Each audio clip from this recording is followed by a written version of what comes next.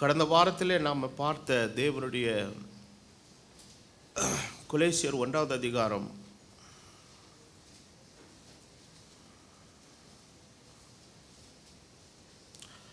14 முதல் 16 வரை.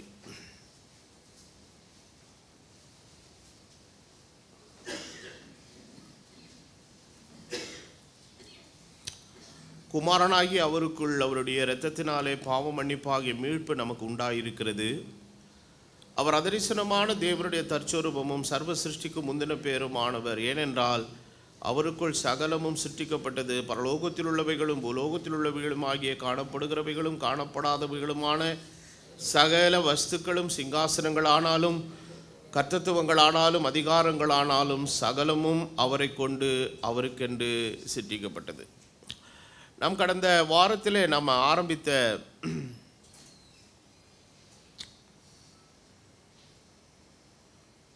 வேத செய்தி தேவனுடைய 2 மகத்தான திட்டங்கள். ஒன்று தேவனுடைய படைப்பு, இன்னொன்று தேவனுடைய மீட்பு. அதில் ஒரு சில குறிப்புகளை நம்ம பார்த்தோம். இந்த நாளிலேயும் கர்த்தருடைய ஆவியானவர் நமக்கு இன்னும் மேற்கொண்டு சில காரியங்களை செய்ய ஆண்டவர் கிருபை செய்வாராக. படிக்க நம் தலைவணங்கி ஜெபம் பண்ணுவோம். நல்ல பிதாவே, இந்த நல்ல கால வேளைக்காக உமக்கு ஸ்தோத்திரம். உடைய மேஜை அண்டையில் நாங்கள் வந்து நிற்கிற தகப்பனே, உம்முடைய பலமான ஆகாரத்தை நீர் எங்களுக்கு இந்த கால வேளையில் ஆயத்தம் பண்ணி வைத்திருக்கிறீர். அதை புசித்து எங்களுடைய ஆவிக்குரிய ஜீவியத்தில் நாங்கள் பலப்பட நீர் எங்களுக்கு கிருபை செய்யும். தேவனுடைய வசனம் எங்களுக்குள்ளே வரும் பொழுது அது வெறும் ஏட்டில் எழுதப்படுகிற எழுத்துக்களாக அல்ல ஆண்டவரே, எங்கள் ஜீவியத்தை, எங்கள் வாழ்க்கையை அது மறுரூபப்படுத்துகிற காரியங்களாக இருக்கும்படி நீர் அருள் புரியும். உடைய தயவுள்ள பிரசரத்துக்குள்ளே எல்லாவற்றையும் ஒப்பு கொடுக்கிறேன். இயேசு கிறிஸ்து நாமத்தில் வேண்டுதல் செய்கிறேன். ஆமென். உட்கார்வோம். ஆண்டவருடைய பரிசுத்தமுள்ள நாமத்திற்கு மகிமை உண்டாவதாக. தேவனுடைய 2 மகத்தான திட்டங்களிலே ஒன்று மீட்பு, இன்னொன்று படைப்பு. அப்போ அந்த படைப்பிலே முதலாவது ஆதியிலே தேவன் வானத்தையும் பூமி என்ன செய்தார்? சிருஷ்டித்தார் என்று பார்க்கிறோம். அடுத்தது அந்த படைத்த வானமும் பூமியும் ஒழுங்கின்மையும் வெறுமையுமாயிருந்ததை கர்த்தர் மறுபடியும் என்ன செய்கிறாருங்க? படைக்கிறார். ஒழுங்கின்மையும் வெறுமையுமாயிருந்தவற்றை கர்த்தர் வசனத்தை அனுப்பி, வார்த்தை அனுப்பி தேவன் எல்லாவற்றை மறு சிருஷ்டிப்பு செய்து ஹி ரீக்ரியேட்ஸ் எவ்ரிதிங். அதிலே தான் மனிதனை ஆண்டவர் படைத்து கொண்டு வந்து மனிதனை அந்த இடத்துல வைக்கிறார். இவை எல்லாவற்றை நீங்கள் பார்க்கும் பொழுது இந்த படைப்பிலே எல்லாவற்றுக்கும் ஆரம்ப படைப்பு என்று ஒன்று இருக்கிறது. அந்த படைப்பு என்னவென்றால், தேவாதி தேவன். அப்ப தேவனுடைய இந்த தம்முடைய வியாபகத்தை நீங்கள் வேதத்தில் நீங்கள் படிக்கும் பொழுது வேதவசனம் என்ன சொல்லுகிறது என்று சொன்னால், தேவன் முதலாவது அவர் ஆவியாக என்ன செய்கிறார்? இருக்கிறார். இரண்டாவது காணக்கூடாதவராக இருக்கிறார்.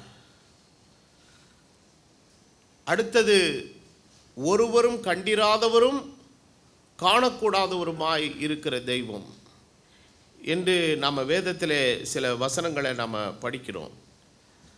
ஸோ இவைகள் அடிப்படையில் நாம் பார்க்கும் பொழுது, அப்போ ஆவியாக இருக்கிற தெய்வம், காணக்கூடாதவராய் இருக்கிற தெய்வம், ஒருவரும் கண்டிராதவருமாய் இருக்கிறவர்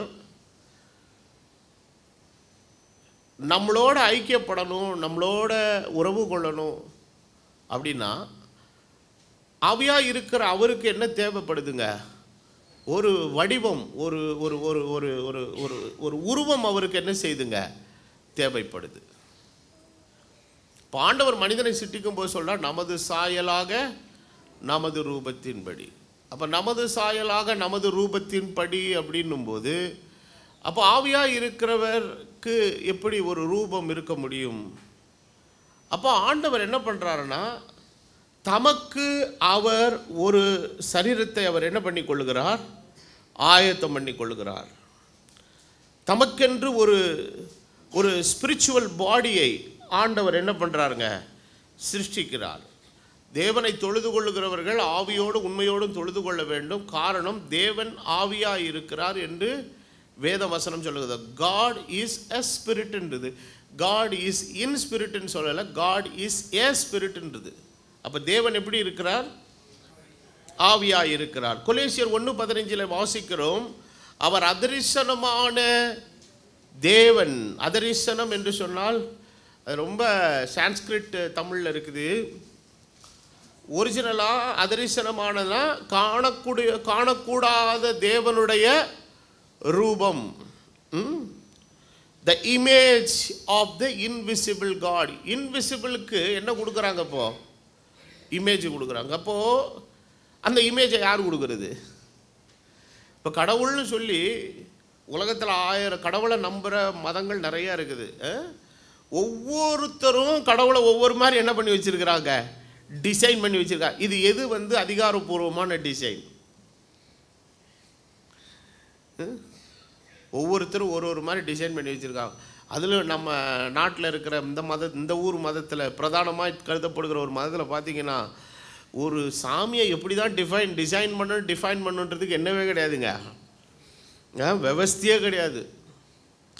அதாவது ஒருத்தரை மோசமாக திட்டுறதுக்கும் பழிச்சு சொல்கிறதுக்கும் என்னென்ன விதமான இதெல்லாம் யூஸ் பண்ணுவோமோ அது மாதிரியெல்லாம் என்ன பண்ணி வச்சுருக்குறாங்க? ஆமாம், டிசைன் பண்ணி வச்சுருக்குறாங்க. அப்போ இது ஏன் ஆண்டவர் அதை தான் சொல்கிறாரு. அவர் ரோமர்கள் நிருபத்தில் அவர்கள் சிருஷ்டிகரை தொழுது சேவியாமல் சிருஷ்டியை தொழுது சேவிக்கிறார்கள். தேவனுடைய காரியங்கள் எல்லாம் எதுவும் மறைபொருளாக இல்லை, எல்லாம் வெளியரங்கமாக இருக்குது. ஆனால் இந்த ஜனங்க என்ன பண்ணுறாங்கன்னா, தங்கள் இஷ்டத்துக்கு யாரை டிசைன் பண்ணுறாங்க? ஆமாம். அப்போது இன்றைக்கி ஜனங்கள் பிற மதங்களிலே தெய்வத்தை கையாளுகிற விதம், வடிவமைக்கிற விதம், டிசைன் பண்ணுகிற விதம், அதுக்கு வடிவம் கொடுக்கிற விதம். தெய்வத்துக்கு வடிவம் கொடுக்க நாம் யார்? அவர்தான் நமக்கு வடிவம் தந்தவர். அப்போ உண்மையிலே சொல்லணும்னா, நம்மளை படைக்கும்போது வேறு எதையும் படைக்கும்போது, காக்காவை படைக்கும்போது காக்கா உண்டாக கிடவுதுன்னார், புறாவை படைக்கும்போது புறா உண்டாக கிடவுதுன்னார், குரங்கை படைக்கும்போது குரங்கு உண்டாக கிடவுதுன்னார். குரங்கை உண்டாக்கும் போது நமது சாயலாக நமது ரூபமாகன்னு சொல்லியிருந்தான்னா கடவுள் குரங்கு மாதிரி இருக்கிறார் நம்ம சொல்லலாம். ஆனால் நம்மளை படைக்கும் போது மாத்திரம்தான் என்ன சொன்னார்? நமது சாயலாக. அப்போ தேவனுடைய சாயலை சுமந்திருக்கிற சிருஷ்டி நீ. You are a creature carries the image of God. அப்போ இது எது இல்லைன்னா உள்ளான நிலையிலும் இல்லை, புறம்பான ஸ்ட்ரக்சரிலும் நம்ம யாரை போல தான் இருக்கிறோங்க? தெய்வத்தை போல. இயேசு இந்த உலகத்தில் வரும்போது எப்படி வந்தார்? எப்படியா படைச்சார்? அப்போது ஆதாமை கர்த்தர் 2 கையுள்ளவனாக படைச்சதுனால தான் இயேசு பிறக்கும்போது 2 கையோடு வந்தார். ஆதாமை தேவன் படைத்த போது 2 கண்ணும் 1 மூக்கும் 1 வாய் இருந்ததுனால தான் இயேசு இந்த பூமியில் வந்தபோது அவருக்கு என்ன இருந்தது? 2 கண்ணும் 1 மூக்கு 1 வாய் என்ன செய்தது? இருந்தது. அப்போது ஆதாம் யாருடைய சாயல் என்றால் தேவனுடைய சாயல். ஆதாம் மாத்திரமல்ல, மனித பிறவியாக இந்த பூமியில் பிறந்திருக்கிற எல்லா மனுஷரும் தெய்வத்தினுடைய சாயலாக நாம் இருக்கிறோம். ஆனால் நாம் தெய்வத்தின் சாயலை சுமக்கிறவர்கள் ஒழிய நாம் தேவன்கள் அல்ல. நம்மளை படைத்தவர் தான் தேவன். அதை மறந்துடக்கூடாது. இன்றைக்கி இந்த உலகத்தில் பார்த்திங்கன்னா, ஏதாவது ஒரு பயங்கரமான ஒரு விஷயத்தை அப்படியே கொஞ்சம் மற்றவங்க யாருமே செய்ய முடியாத ஒருத்தர் செஞ்சுட்டாலும் உடனே ஓ தெய்வமேன்னு காலில் விழுந்துருவான். என்ன பெத்த சாமி அப்படின்ட்டுருவான். அதனால தான் என்ன பண்ணுறான், நம்மால் உசுரோடு இருக்கும்போது தைரியமாக கிட்ட போகிறான், பேசுகிறான், ஷேக்கன் கொடுக்குறான். செத்து அவரை ஃப்ரீசர் பாக்ஸ்குள்ளே வச்ச உடனே செருப்பு அங்கே கழட்டிட்டு வரான். புரியல உங்களுக்கு? ஏன் கழட்டுறான்னா, இப்போ அவர் என்ன ஆகிட்டார்? இப்போ சாமி ஆகிட்டார். இப்போ அப்புறம் போய் மாலையை போய் அங்கே என்ன செய்வான்? போடுவான். எதுக்காக போடுறான் தெரியுமா? இப்போ வெள்ளைக்காரன் என்ன வைக்கிறான்? ரீத்து வைக்கிறான், பூ வைக்கிறான். பூவை கொடுக்கறதுங்கிறது உலகத்தில் எல்லா கல்ச்சர்லையும் இருக்குது.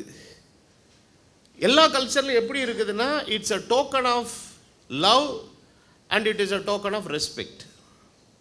அன்பின் அடையாளமாகவும் மரியாதையின் அடையாளமாகவும் மலர்கள் உலகத்தில் எல்லா கலாச்சாரங்களிலும் என்ன செய்யப்படுகிறது, பயன்படுத்தப்படுகிறது. இப்போ கிறிஸ்தவ உலகத்தில் மாலை போடுறது ரைட்டா தப்பா அப்படின்னு கேட்டிங்கன்னா, மாலையை மரியாதைக்காக போடுறத வேணால் நான் ஓரளவு என்ன ஏற்றுக்கொள்வேன்.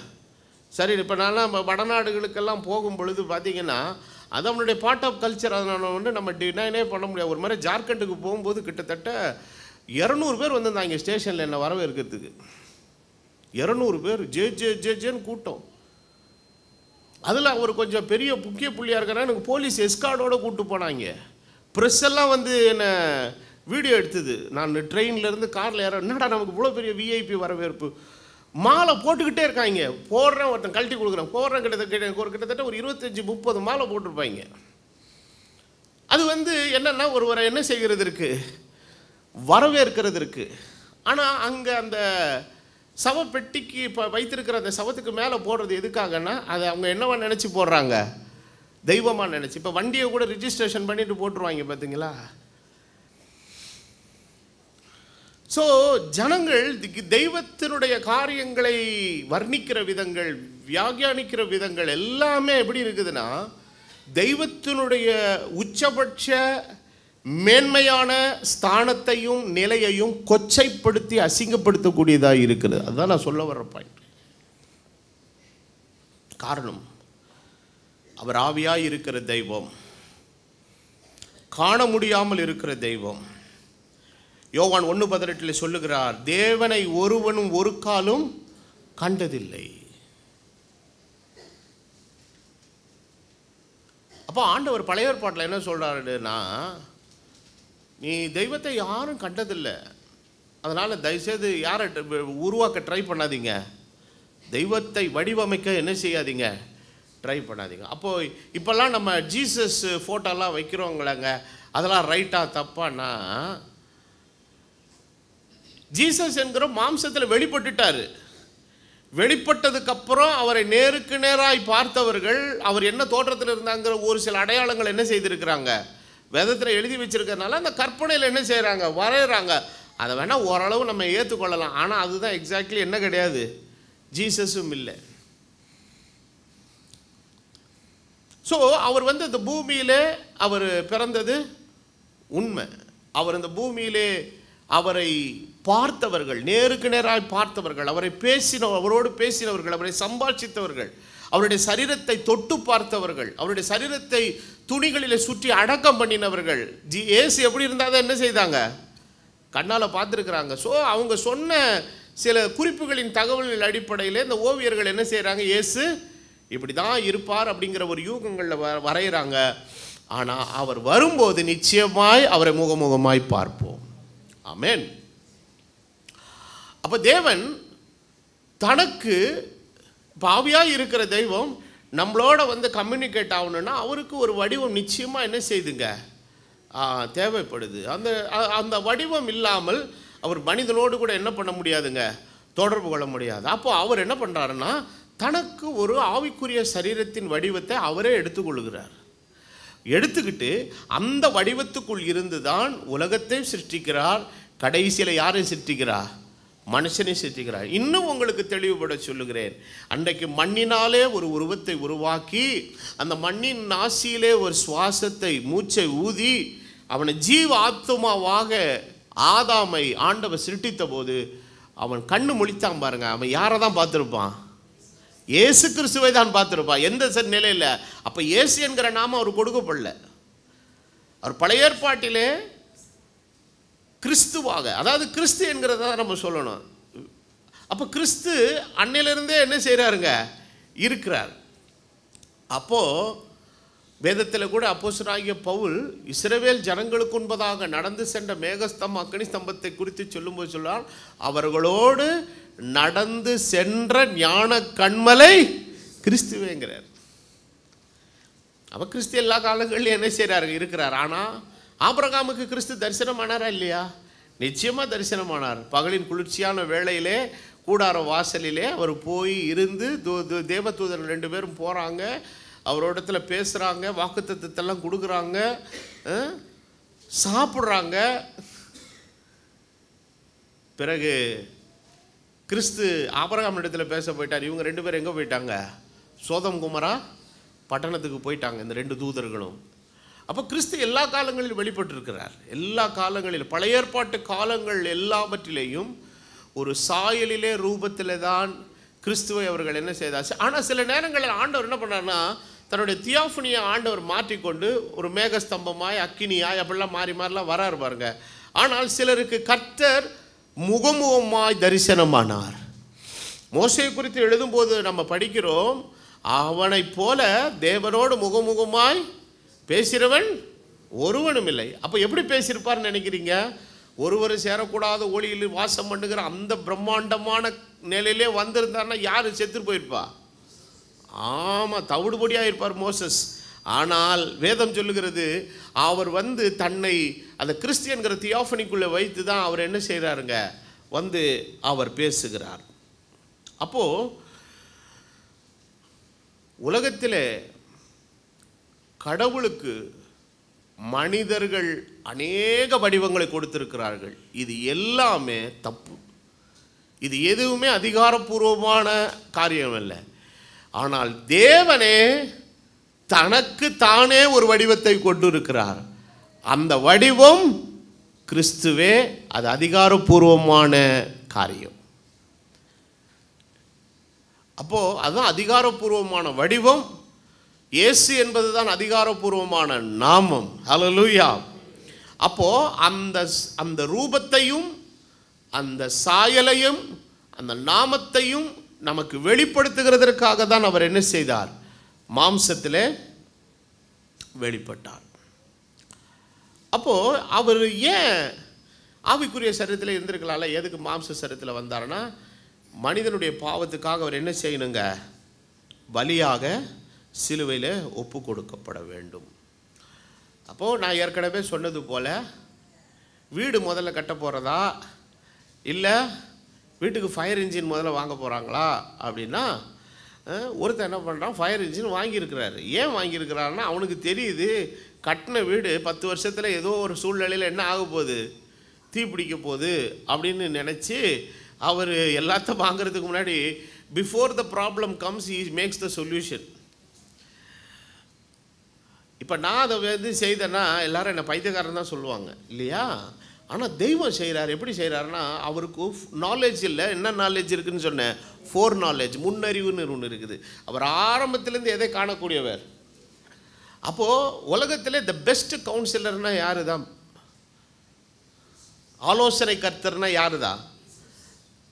ஆண்டவராகிய இயேசு கிறிஸ்து தான். ஒரு பொண்ணை கட்டுறதுக்கு முன்னாடி, ஒரு மாப்பிள்ளையை கல்யாணம் பண்ணுறதுக்கு முன்னாடி அந்த தகவலை நீங்கள் 1,00,000 பேர்கிட்ட கூட கேளுங்க. ஒருத்தனுக்கு ஏன்னா அவன் என்ன சொல்லுவான்னா, கடந்த காலத்தில் அந்த நபரோடு உள்ள தொடர்பை வச்சு நல்ல பொண்ணு, நல்ல பையன், அடக்கமான பையன், இந்த பையன் அந்த பையன் எல்லாமே சொல்லுவாங்க. ஆனால் திடீர்னு அந்த பையனுக்கோ பொண்ணுக்கோ அடுத்த மாதமோ அடுத்த வருஷமோ கேன்சர் வருதுன்னு வச்சுக்கோமே, இது யாருக்கு தெரியும்? அதனால தான் அவங்க ஒரு உத்தரவாதமாக கேள்வி கேட்டுக்கிறாங்க. எதில்? கல்யாணத்திலே வாழ்விலும் தாழ்விலும் சுகத்திலும் துக்கத்திலும். இப்போ இதுக்கு வந்து 2 வருஷம் வாரண்டி. கேரண்டியும் போச்சு. இப்போ எது வாரண்டி? ரீப்ளேஸ் பண்ணி கொடுத்துருவேன், வந்தாலும் வரலாம். நீங்கள் பொண்ணு கட்டும்போது, மாப்பிள்ளை கட்டும்போது அந்த அப்பா அம்மா கிட்ட போய் இந்த பையனுக்கு எவ்வளோ நாள் கேரண்டிங்க, லைஃப் லாங் கேரண்டிங்க அப்படின்னு சொல்லிட்டு அடுத்த வருஷமே கொரோனா வந்துச்சுன்னா என்ன பண்ணுறது? அவன் இருப்பானா இருக்க மாட்டானான்னு யாருக்கு தெரியும்? ஆனால் தெய்வத்தினிடத்தில் கேட்டிங்கன்னா எல்லா புள்ளி விவரமும் அவர் கருத்தில் வச்சிருக்கிறாரு. உங்களுக்கு இன்னொன்று சொல்கிறேன், கட்டிக்க போகிற அவங்க எவ்வளோ நாள் இருப்பாங்கன்றதை கேட்குறத விட நம்ம எவ்வளோ நாள் இருப்போன்றதும் அவருக்கு தான் தெரியும்.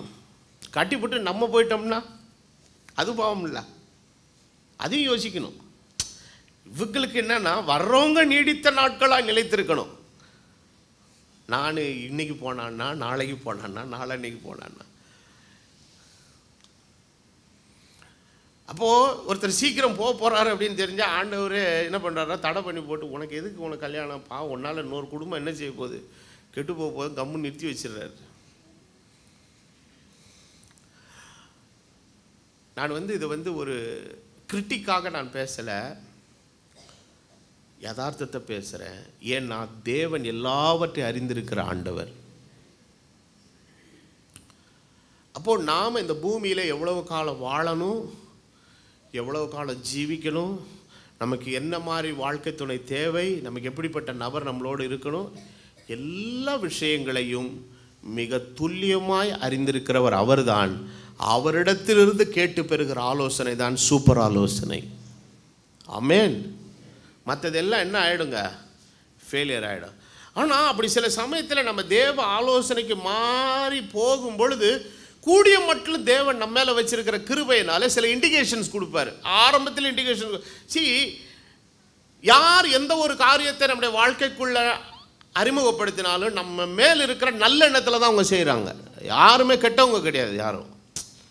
இப்போ யாரோ ஒருத்தர் ஒரு விஷயத்தை, தம்பி இதுங்க இந்த படிப்பை படிப்பா அப்படின்னா எதுக்கு சொல்கிறாங்க, நம்ம மேலே இருக்கிற நல்லெண்ணத்தில் சொல்கிறாங்க. தம்பி இந்த இடத்துக்கு போயிட்டு வாயா, அந்த இடம் உனக்கு பிரோஜனமாக இருக்கணும், எதுக்கு சொல்கிறாங்க, நல்லெண்ணத்தில். இந்த இடத்த வாங்குன்னு சொல்கிறாங்க, நல்லெண்ணத்தில் சொல்கிறாங்க, அது நமக்கு பயன்படும், இட் வில் பி யூஸ்ஃபுல்.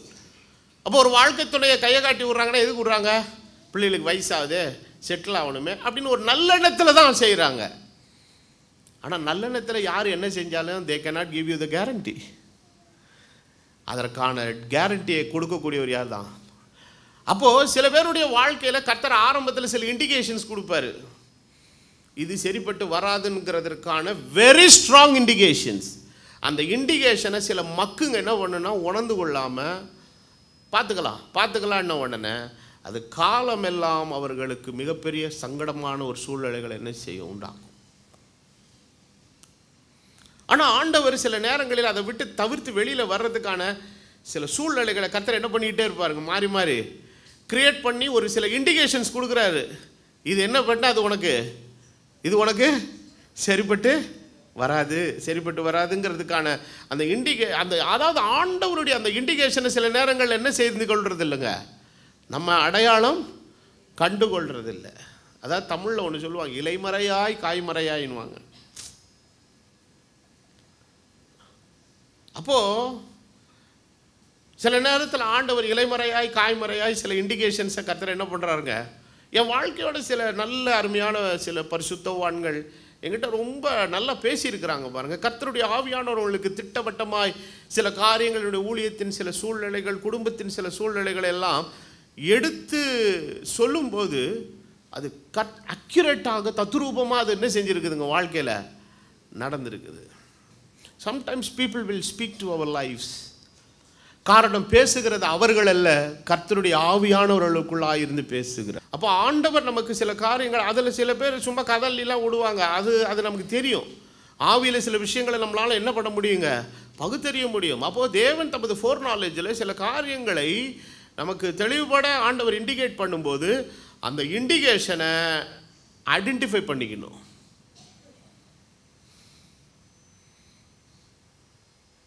அந்த இண்டிகேஷனை சிலர் ஐடென்டிஃபை பண்ணிக்கொள்ள தவறும் பொழுது அதனுடைய விளைவுகளை தொடர்ச்சியாக அவங்க அனுபவிக்கிறாங்க. அப்போது தேவனுடைய ஃபோர் நாலேஜ், பாவம் என்கிற அந்த கொடூர பேய் உலகத்தை என்னமா பண்ண போகுதுங்கிறதெல்லாம் ஆண்டவர் முதலே அவர் என்ன செய்திருந்தார், அறிந்திருந்தபடினாலே படைப்புக்கு முன்னாலே மீட்புக்கான தீர்வை அவர் கிறிஸ்துவிலே ஏற்படுத்தி வைத்து விட்டார். ஹல்லேலூயா. அப்போது அதெல்லாம் அவர் ஏற்படுத்தி வச்சுட்டதுனால தான் எடுத்த உடனே சொல்கிறார், உன் வித்துக்கும் அவள் வித்துக்கும் பகை உண்டாக்குவேன், அவர் உன் தலையை என்ன பண்ணுவார், நசுக்குவார் என்று மேசியாவை குறித்த முதல் வாக்குத்தத்தம் எங்கே கொடுக்கப்பட்டது, ஏதேன் தோட்டத்தில் கொடுக்கப்பட்டது. அப்போ மனுஷன் பாவம் செய்கிற வரைக்கும் எப்படி இருந்தான் அப்படின்னா, அவனை தேவ புத்திரனாய் தேவன் படைத்தார். He was the son of God. இந்த லூக்கா எழுதின சுவிசேஷத்தில் இந்த 3வது அதிகாரத்தில் கடைசி வசனம், நான் சபையார் உங்கள் எல்லாருக்கும் சொல்லுகிற ஒரு தாழ்மையான ஆலோசனை. ஆங்கிலம் ஓரளவு படித்து புரிந்து கொள்ளக்கூடிய ஆற்றல் இருக்கிறவர்கள் தயவு செய்து சொல்லுகிறேன், எல்லா வசனங்களையும் ஆங்கிலத்திலையும் சேர்த்து என்ன செய்யுங்க, படிங்க. பயங்கர பிளண்டட் மிஸ்டேக்ஸ் தமிழ் டிரான்ஸ்லேஷன்ஸில் இருக்குது. இன்றைக்கி மத்தியானம் 2வது சர்வீஸில் ஒரு சின்ன வேத பாடம் எடுக்கிறேன். இந்த நித்தியம் என்கிற அந்த ஒத்த சொல்லு 2 வித்தியாசப்பட்ட நிலைகள் இருக்குது. அதை யாருமே இன்றைக்கி சரியாக சொல்லலை. அப்போது அதை பற்றி தான் நான் சில காரியங்களை உங்களோட நான் பகிர்ந்து கொள்ள போகிறேன். பாருங்கள், லூக்கா 3வது அதிகாரத்தில் கடைசி வசனத்தில் வாசிக்கும்போது, ஏனோஸ் சேத்தின் குமாரன், சேத் ஆதாமின் குமாரன், ஆதாம் தேவனால் உண்டானவன் அப்படின்னு இந்த வசனம் சொல்லுது. பட் இதே வசனத்தை நீங்கள் இங்கிலீஷில் நீங்கள் படிக்கும்போது, இந்த ஒரே ஒரு நிமிஷம் நான் வித்தியாசப்பட்ட டிரான்ஸ்லேஷன்ஸில் உங்களுக்கு நான் வாசித்து காட்டுறேன். ஒரு நிமிஷம். லூக்கா எழுதின சுவிசேஷத்தின் 3வது அதிகாரத்தினுடைய கடைசி வசனம். நியூ கிங் ஜேம்ஸ் வெர்ஷனில் என்ன போட்டிருக்குன்னா, the son of Enos, the son of Seth, the son of Adam, the son of காட்னு போட்டிருக்குது. ரிவைஸ்டு ஸ்டாண்டர்ட் வெர்ஷன்லேயும் த சன் ஆஃப் காட் தான் போட்டிருக்குது. ஆனால் தமிழ் மொழியாக்கத்தில் மாத்திரம்தான் இந்த ஒரு சீரியஸ் மிஸ்டேக் பண்ணியிருக்கிறாங்க. தெலுங்கில் மலையாளத்தில் கூட கரெக்டாக இருக்குது. இந்த வசனத்தை நான் கேரளத்தில் ஆந்திரத்தில் யூஸ் பண்ணும்போது அவங்க கரெக்டாக ஆதாம் தேவனுடைய புத்திரடு அப்படின்னு நாங்கள் கரெக்டாக. அதனால் அந்த மொழிபெயர்ப்புகள் எல்லாம் வசனம் கரெக்டாக டிரான்ஸ்லேட் பண்ணியிருக்காங்க. இதில் நம்ம தமிழில் எப்படி இவ்வளோ பெரிய ஒரு சீரியஸ் மிஸ்டேக்கை அவங்க செஞ்சாங்கன்னு எனக்கு தெரியல. நீங்கள் கீழே அந்த வசனத்துக்கு கீழே ஆதாம் தேவனுடைய புத்திரன் அப்படின்னு எழுதி வச்சுக்கோங்க, ஒரிஜினல் அப்படின்னு போட்டு எழுதி வச்சுக்கோங்க. அப்போது ஆதாமை தேவன் தம்முடைய புத்திரனாக கர்த்தர் என்ன செய்தார், உண்டாக்கினார். அப்போது உண்டாக்கும்போது தம்முடைய சாயல் ரூபம் அப்படின்னும்போது வெறும் வடிவத்தில் தோற்றத்தில் மாத்திரமல்ல, தேவனுக்குள் இருந்த சில காரியங்கள், த எசன்ஸ் ஆஃப் காட்னு சொல்லுவாங்க.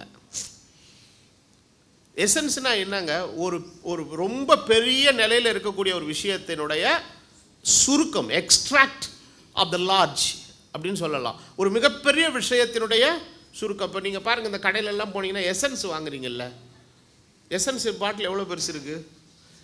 ஆமாம், எண்ணெய் பாட்டில் 5 லிட்டர் கேனில் கொடுக்குறான். எசன்ஸை வாங்கி 5 லிட்டராக ஊற்றுவீங்க. கேசரிக்கு நீங்கள் எசன்ஸ் ஊற்றணுன்னா எவ்வளோ ஊற்றுவீங்க, ஒரு சொட்டு இல்லை 2 சொட்டு, அவ்வளோதான். அப்போது அந்த எசன்ஸை எவ்வளோ பெருசுலேருந்து தயார் பண்ணியிருப்போம்.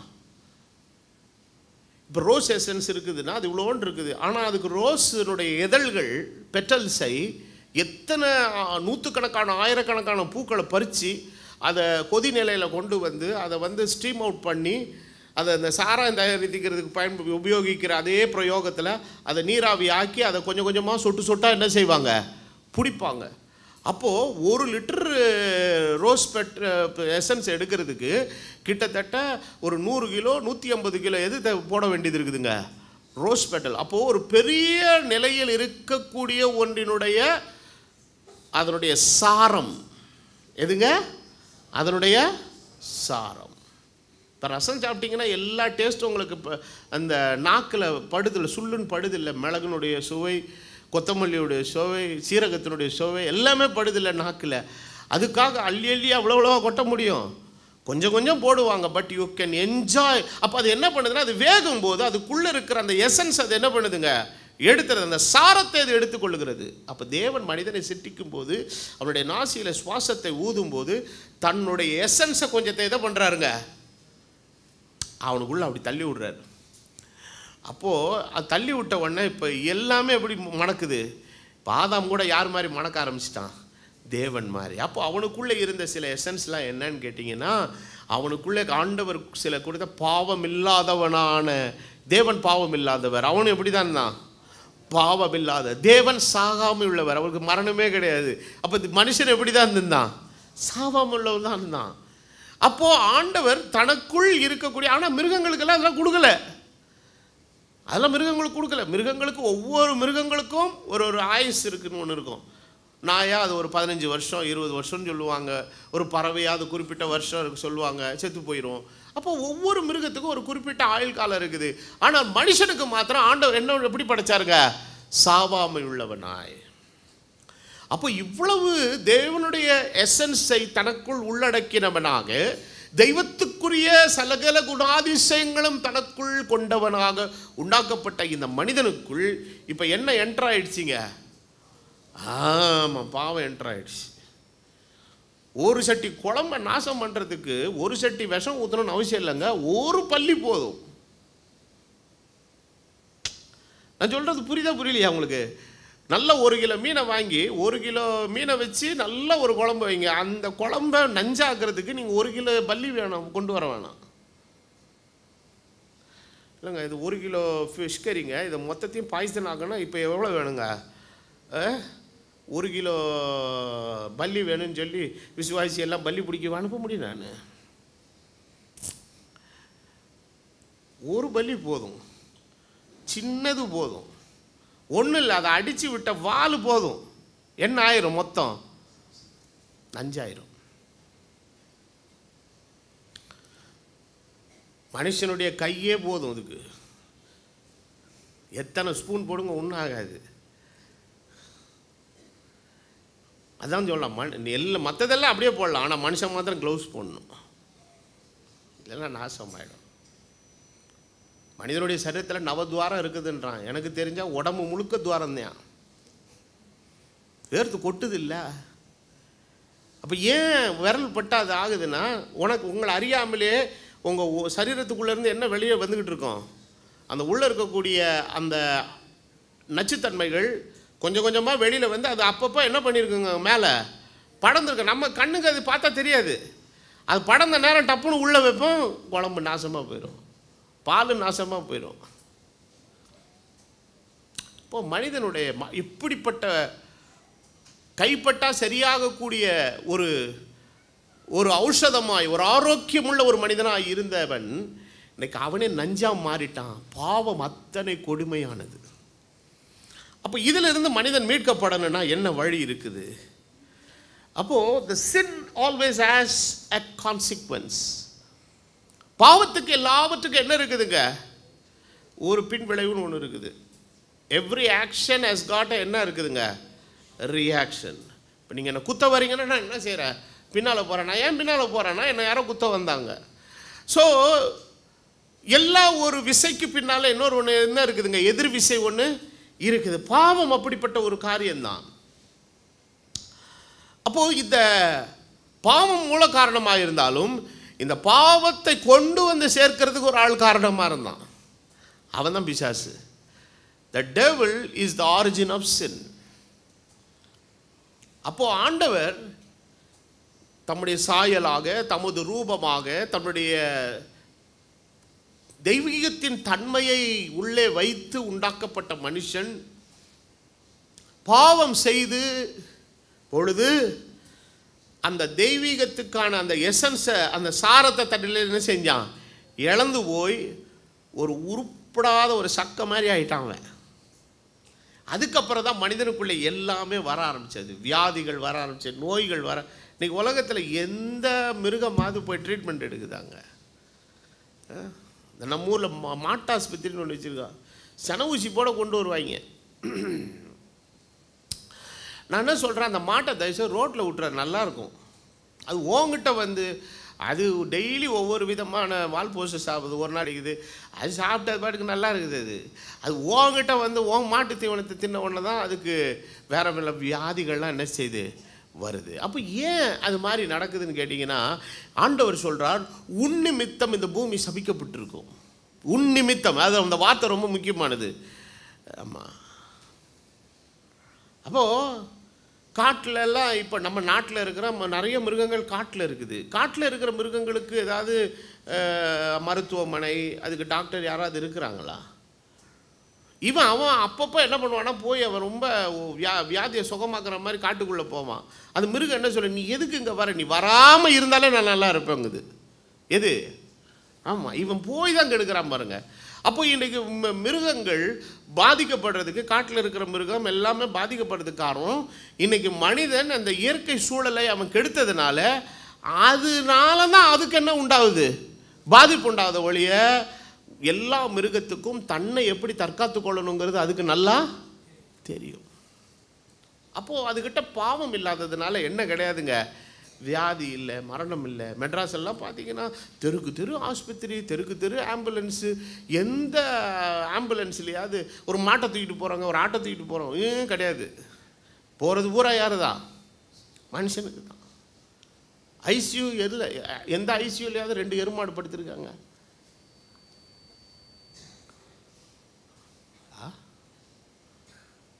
ஒரு பிரச்சனை கிடையாதுங்க. காரணம் அந்த மிருகங்களிடத்தில் பாவம் இல்லாததுனால அதுக்கு என்னவே கிடையாது, வியாதின்றதே கிடையாது. அது பாவம் செய்கிற மனுஷன் கையில் சிக்குச்சுன்னா செத்து போயிடும். தெருநாயாக இருக்கிற வரைக்கும் பிரச்சனை இல்லை. அது என்னைக்கு டிம்மியாமி ஜிம்மியாமி உன் கையில் வந்து மாட்டுதோ அதுக்கு அன்னைக்கே சவகுழிக்கு நோண்ட வேண்டியதான். கேட்குறான், நாய்க்கு டிவார்மிங் கொடுத்தீங்களா? எதுக்குடா நாய்க்கு டிவார்மிங்கு? உனக்கு தான் டிவார்மிங் கொடுக்கணும். நாய்க்கு நீங்கள் அதெல்லாம் கொடுக்க வேணாங்க. நீங்கள் எல்லாம் சரியாக கவனிச்சிருக்கிறீங்களா என்னன்னு தெரியல. தன்னுடைய வயிற்றை அந்த மிருகங்கள் சுத்திகரித்து கொள்றதுக்கு நேராக என்ன பண்ணணும்னா மக்குன்னு புல்லை தின்னும். புல்லை தின்னு ஒரு நைட்டு ஃபுல்லாக ரெஸ்ட்டு கொடுக்கும். ரெஸ்ட்டு கொடுத்து சாப்பிடாது. நீங்கள் என்ன சாப்பாடு வச்சாலும் சாப்பிடாது. காலையில் கோழையாக அது வாமிட் பண்ணும். வாமிட் பண்ணும்போது அது வயிற்றில் இருக்கக்கூடிய அசுத்தங்களோடு சேர்ந்து எதுவும் வந்துருங்க, அந்த புல்லும் வந்துடும். ஸோ தன்னை எப்படி அது சரிப்படுத்தி கொள்ளணுங்கிற அந்த சென்ஸும் அந்த மெத்தடையும் கர்த்தர் அதை படைக்கும் போதே அதுக்குள்ளே வச்சுக்கார். நம்ம கையில் வந்து தான் அது சீரழிஞ்சு சின்ன பின்னமாக போகுது. ஸோ மனிதன் தான் பாவம் செய்கிறவன் பாருங்கள். இந்த பாவத்தினுடைய விளைவு அவ்வளவு கொடூரமானது. அப்போது முதலாவது ஆண்டவர் என்ன சொல்கிறாருன்னா, முதல் விளைவு, பாவத்தினால் ஏற்பட்ட முதல் விளைவு ஆண்டவர் சொல்கிறார். வாசிங்க, ஆதியாகமம் 2வது அதிகாரம் 17வது வசனம். செய்தி விளங்குதா? புரியுதா புரியலையா? இல்லை கொடுத்த டோஸ் எல்லாம் ஒரு மாதிரி மந்தமாக இருக்கீங்களா? அதெல்லாம் அப்பப்போ இருக்குங்க. சும்மா எல்லா நேரமும் பிரியாணியே சாப்பிடக்கூடாது. அப்பப்போ கொஞ்சம் பத்திய கஞ்சி ஏதாவது கஷாயெல்லாம் கொடுப்பேன், வாங்கிக்கணும். அது உங்களுக்கு நல்லது, உங்கள் வயிற்றுக்கெல்லாம் நல்ல சுகமாக. நீங்கள் பாருங்களேன், நான் போயிட்டு ஊருக்கெல்லாம் போயிட்டு வரும்போது அப்படியே பிரகாசமாக இருப்பீங்க பாருங்களேன். ஆதியாகமம் 2:17 என்ன சொல்லுது வசனம்? ஆனாலும் நன்மை தீமை அறியத்தக்க விருட்சத்தின் கனியை புசிக்க வேண்டாம், அதை நீ புசிக்கும் நாளிலே சாகவே சாவாய். முதலாவது என்ன சொல்றாரு? பாவம் உனக்கு எதை கொண்டு வருங்கிறாரு? மரணத்தை கொண்டு வருங்கிறார். அப்போ எது மரணம் அப்படிங்கிற ஒரு கொஸ்டின் வருது. நாம் எல்லாருக்கும் ஒட்டுமொத்த உலகத்துக்குமே தெரிஞ்ச மரணங்கிறது இந்த சரீரத்தில் சாகிற மரணம் ஒன்று தான் மரணம் நினச்சிக்கிட்டு இருக்கிறான். இந்த சரீரத்தை விட்டு உயிர் போகிறது, அதுக்கப்புறம் அவரை கொஞ்ச நாள் வச்சுருக்குது, அதுக்கப்புறம் எல்லாரும் வந்து மாலைகள் எல்லாம் போட்டு என்ன பண்ணுறது, அவரை இது பண்ணுறது, கும்பிட்றது, போகிறது வர்றது, இந்த சம்பிரதாயங்கள், அதுக்கப்புறம் அவரை பெட்டியில் வச்சு அடக்கம் பண்ணுறது இல்லை எரிக்கிறது, இதுதான் மரணம் என்று நினைத்து கொண்டிருக்கிறான். ஆனால் வேதம் சொல்லுகிறது என்னன்றதே இவனுக்கு புரியலை இன்னும். அப்போ உண்மையாகவே மரணம் என்பது என்ன? ஜீவனை உள்ளே இருந்து என்ன செய்து விடுவது. அப்போ இந்த சரீரத்தை விட்டு ஜீவனை எடுப்பதும் மரணம்தான், அதுபோல தெய்வத்தை விட்டு பிரிந்திருப்பதும் மரணம்தான். சரி, சாகவே சாவாயினால, சாப்பிட்டால, சாப்பிட்ட உடனே அப்போ இந்த வசனத்தின்படி இந்த சரீர மரணத்தை தான் ஆண்டவர் சொல்லியிருப்பாரே, ஆனால் உடனே யார் செத்துருக்கணும்? முதல்ல ஏவாள் செத்துருக்கணும். அதுக்கப்புறம் ஆதாமும் செத்து, 2 பேரும் சாகலையே. வேதத்தில் வாசிக்கிற ஆதாம் 930 வருஷம் உயிரோடு இருந்து பிள்ளைகளை பெற்றான். அவனுக்கு காயின், ஆபேல், சேத்துன்னு 3 பிள்ளைகள் என்ன செய்தாங்க? இருந்தாங்க. குமாரரையும் குமாரத்திகளையும் பெற்றான். அப்போ இவ்வளோ காலம் ஆண்டவர் கிட்டத்தட்ட ஒரு 10 நூற்றாண்டுகள் அவனை இந்த உலகத்தில் வாழ வைத்தார். அப்போ ஆண்டவர் மரணம் என்கிறதை எதை குறிக்கிறார் அப்படின்னா, அவன் தெய்வத்தை விட்டு பிரிக்கப்பட்டான். He was separated from God. எது அவனை பிரித்தது? பாவம் அவனை பிரித்தது. இப்போ இது நிமித்தமாக அவன் தெய்வத்தை விட்டு பிரிக்கப்பட்டபடினாலே, நீ பூமியிலிருந்து எடுக்கப்பட்டபடியால் இப்போ நீ எங்கே தான் போகணும்? உன்னை நான் ஒரிஜினலாக உண்டாக்கும் போது சாகாமல் உள்ளவனாக தான் என்ன செய்தேன்? படைத்த. இப்போ நீ பாவம் செய்தபடினாலே இப்போ உனக்கு கொஞ்ச நாளைக்கு எதில் பங்கு கிடையாது, ஜீவனில் பங்கு இல்லை. அப்போ நீ இயற்கையாகவே ஒரு 70 வருஷம் 80 வருஷத்தில் என்ன பண்ணி ஆகணும், செத்து போகணும். மனிதனுடைய ஆயுஸ் 70 வருஷம், பலத்தின் மிகுதியால் 80 வருஷம். நீ பூமியிலிருந்து எடுக்கப்பட்டபடியால் எதுக்கு திரும்புவாய், பூமிக்கு திரும்ப மட்டும் உன் முகத்தின் வேர்வையால் தான் என்ன புசிக்கணும், ஆகாரம் புசிக்கணும். இந்த வசனத்தை சொல்லும்போது இந்த கஷ்டப்பட்டு கடின சரீர உழைப்பு செய்கிறவங்கெல்லாம் சொன்னாங்க, அவன் பேசுவாங்க, அவன் நாங்கள் ஆஃபீஸில் ஏசி ரூமில் உட்காடுறவன், அவனுக்கு எங்கெங்கே வேர்க்க போகுதுன்னு நானா. அப்போது அந்த கருத்துக்கு அவன் மது கருத்து சொன்னான், நான் வேலை செய்யும்போது எனக்கு ஏசி ரூமில் தான் உட்காந்துருக்கேன், ஆனால் வீட்டுக்கு நடந்து வரும்போது என்ன ஆகுது, வேர்க்குது. வீட்டுக்கு வந்து கொதிக்க கொதிக்க சாப்பிட்ட ஒன்று போய் என்ன செய்யுது, எனக்கு வேர்க்குது. அப்போது எல்லா மனுஷனுக்கும் என்ன செய்யுது, வேர்க்குது. மிருகத்துக்கு வேர்க்குதா? அதுக்கு சயின்டிஃபிக்காக சொல்கிறான், இல்லை மிருகங்கள் வந்து வாயிலிருந்து தன்னுடைய உமிழ் நீரால் அந்த இதை வந்து படிக்கணும், அதெல்லாம் சயின்ஸ் எல்லாம் சொல்லலாம். ரொம்ப ஓவர் சயின்ஸில் இவங்க தப்பாக பேசுவாங்க. வேர்க்கிறதுங்கிறது யாருக்கு தான் வச்சா, மனுஷனுக்கு தான் வச்சார். அதனால் இவனுக்கு நவத்வாரம் இல்லை, உடம்பு ஃபுல்லாக துவாரம் தான். such a dirty fellow. நான் எல்லாம் டெய்லி குளிக்குதா, ஒன்றுமே பிரச்சனை. நீ ஒரு நாள் குளிக்காமல் இருந்து பாரு, கொசு கூட கடிக்க யோசிக்குது.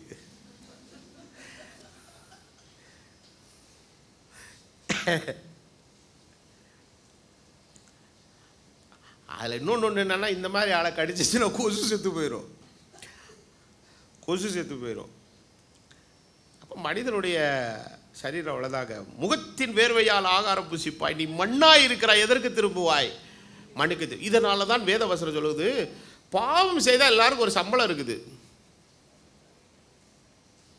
அந்த சம்பளம் என்னன்னா மரணம். அது தெய்வத்தை விட்டு ஒன்று என்ன ஆக்குங்க, தூரமாக்கும். அப்போ ரோமர் 5வது அதிகாரம் 12வது வசனத்தை நீங்கள் வாசிக்கும் போது இப்படியாக, ஒரே மனுஷனாலே பாவமும், எத்தனை மனுஷனாலே, ஒரே மனுஷனாலே பாவமும் மரணமும், பாவத்தினாலே என்ன பிரவேசித்ததா உலகத்துக்குள்ள, மரணம் பிரவேசித்தது. the man was separated from God. எல்லா மனுஷரும் பாவம் செய்தபடியால் மரணம் எல்லாருக்கும் வந்தது போல. அப்போ ஆதாம் செய்த பாவத்தினால ஆதாம் மாத்திரம் பிரிக்கப்படலைங்க, இந்த உலகத்தில் பிறக்கிற எல்லா மனு வர்க்கமும் யாரை விட்டு பிரிக்கப்பட்டதுங்க, தெய்வத்தை விட்டு பிரிக்கப்பட்டது. அப்போ இப்போ மரணத்தை எப்படி டிஃபைன் பண்ணுறாரு பாருங்க. எபேசியர் 2:1 அப்போஸ்தலனாகிய பவுல், எபேசியர் 2:1, அக்கிரமங்களிலும் பாவங்களிலும். அப்போ பாவத்திலும் அக்கிரமத்திலும் இருக்கிறவனை வேதம் என்ன ஸ்டேட்டில் பார்க்குதுன்னா, அவன் என்ன செய்தவன், இப்பொழுது மரித்தவனாய் இருக்கிறான். இப்போ பாவம் செய்கிறவன் பிசாசினால் உண்டாயிருக்கிறான். பாவங்களிலும் அக்கிரமங்களிலும் ஒருத்தன் என்னவா இருக்கிறாங்க, மரித்தவனாக இருக்கிறான்னா அதனுடைய அர்த்தம் என்னன்னா, பாவங்களிலும் அக்கிரமங்களிலும் இருக்கிற மனிதன் தெய்வத்தை விட்டு என்ன செய்யப்பட்டிருக்கிறான், பிரிக்கப்பட. காரணம், தேவன் ஜீவனாக இருக்கிறார். அப்போ வேதம் சொல்லுகிறது, உங்களை என்ன பண்ணினார், உயிர்ப்பித்தார். என்னது, என்ன போய் உயிர்ப்பித்தாரா? இப்போ உங்களுக்கு இப்படி சொல்கிறேன், உங்களுக்கு இப்போ இப்படி சொன்னால் புரியும். ஒரு 20 வருஷம் ஒருத்தர் ரொம்ப ஆண்டவர் அறியாத மனுஷனாக குடிச்சு வெறிச்சு எல்லாம் பாவம் பழக்கெல்லாம் செஞ்சு ஒன்றுமே இல்லாமல் அப்படியே வாழ்க்கையே ஒன்றும் இல்லாமல் போச்சு.